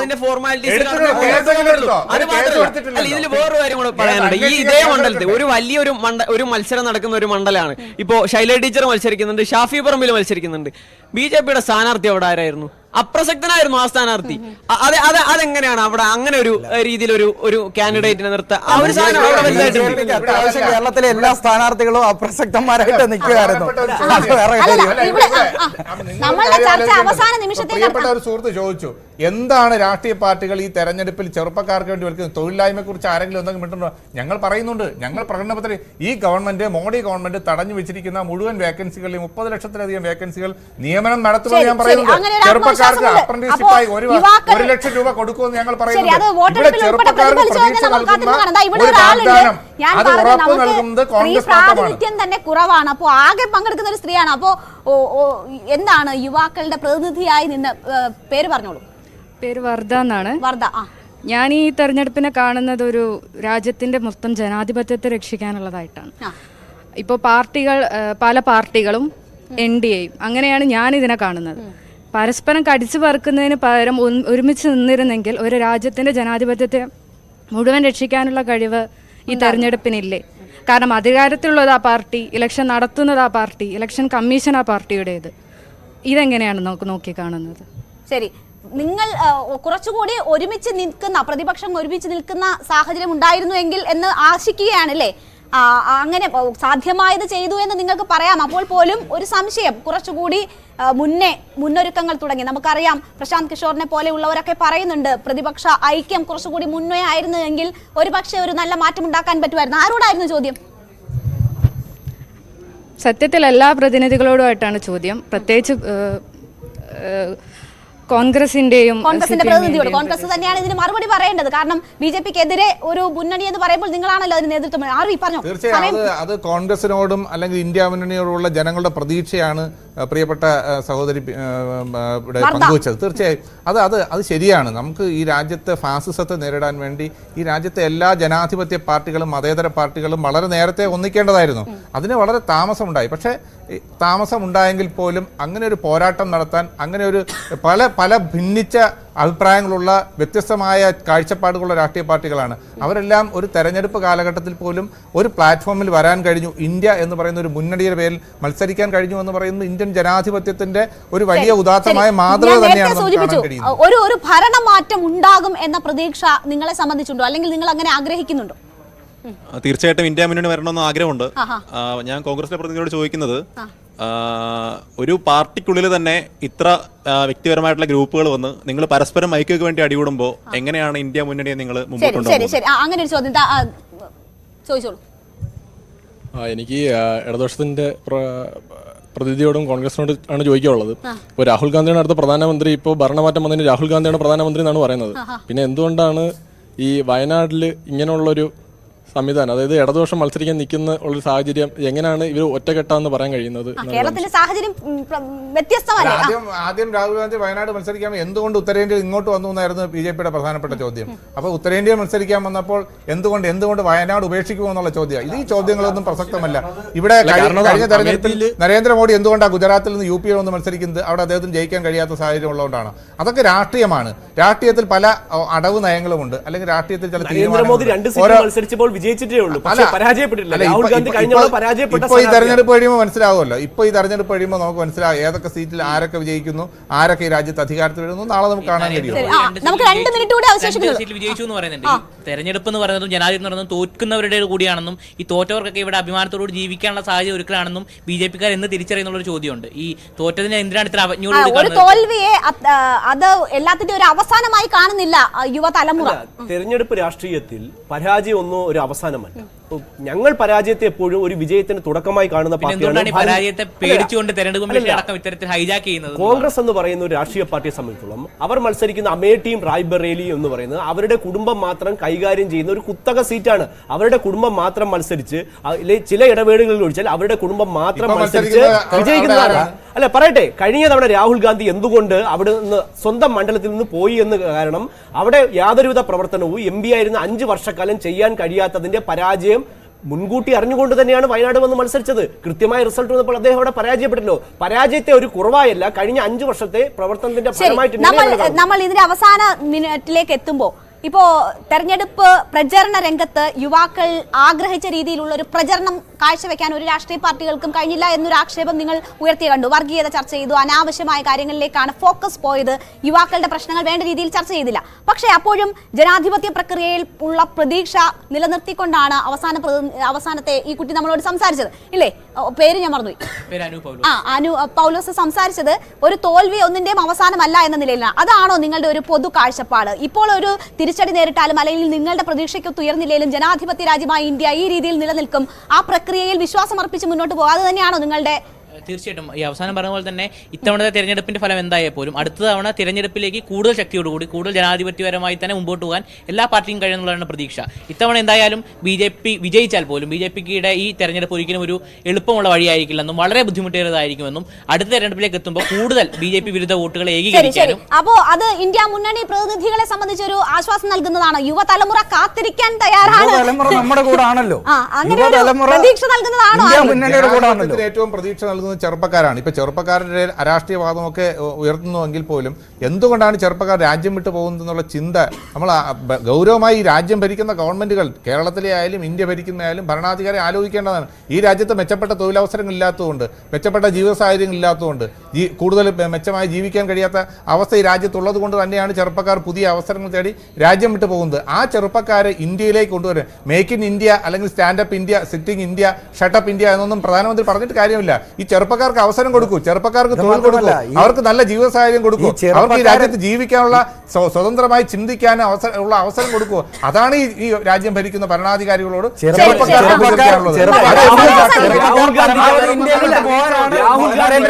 ആഗ്രഹമനുസരിച്ച് എളുപ്പത്തിൽ പ്രധാനമന്ത്രിയായി ജീവിക്കാൻ കഴിയാത്ത സാഹചര്യം മാത്രമേ ഉള്ളൂ. അല്ലാതെ കോടിക്കണക്കിന് വരുന്ന മുഴുവൻ ചെറുപ്പക്കാർക്കും ഇവിടെ ജീവിക്കാനുള്ള സാഹചര്യം. ഇവിടുന്ന് ചെറുപ്പക്കാർ മൊത്തം ഇന്ത്യ വിട്ട് പോകണമെന്ന് ആഗ്രഹിക്കുന്നവരാണ് ഇവിടുത്തെ BJPക്കാർ. അങ്ങനെ ആകുമ്പോൾ ചിന്തിക്കുന്ന ചെറുപ്പക്കാരില്ലല്ലോ. അപ്പൊ അവർക്ക് എളുപ്പത്തിൽ ജയിച്ച് മുന്നോട്ട് പോകാമെന്നാണ് അവരുടെ ചിന്താഗതി. എന്തായാലും യുവാക്കളാണ് രാജ്യത്തിന്റെ ശക്തി. അവർക്ക് വേണ്ടുന്ന തരത്തിലുള്ള ഒരു തെരഞ്ഞെടുപ്പ് പ്രചരണ രംഗമല്ല കണ്ടത് എന്ന ഒരു വിയോജിപ്പ് അക്കാര്യത്തിൽ രേഖപ്പെടുത്തുമ്പോൾ പോലും ഇന്ത്യയുടെ ജനാധിപത്യത്തിൽ അവർക്ക് വിശ്വാസമുണ്ട്.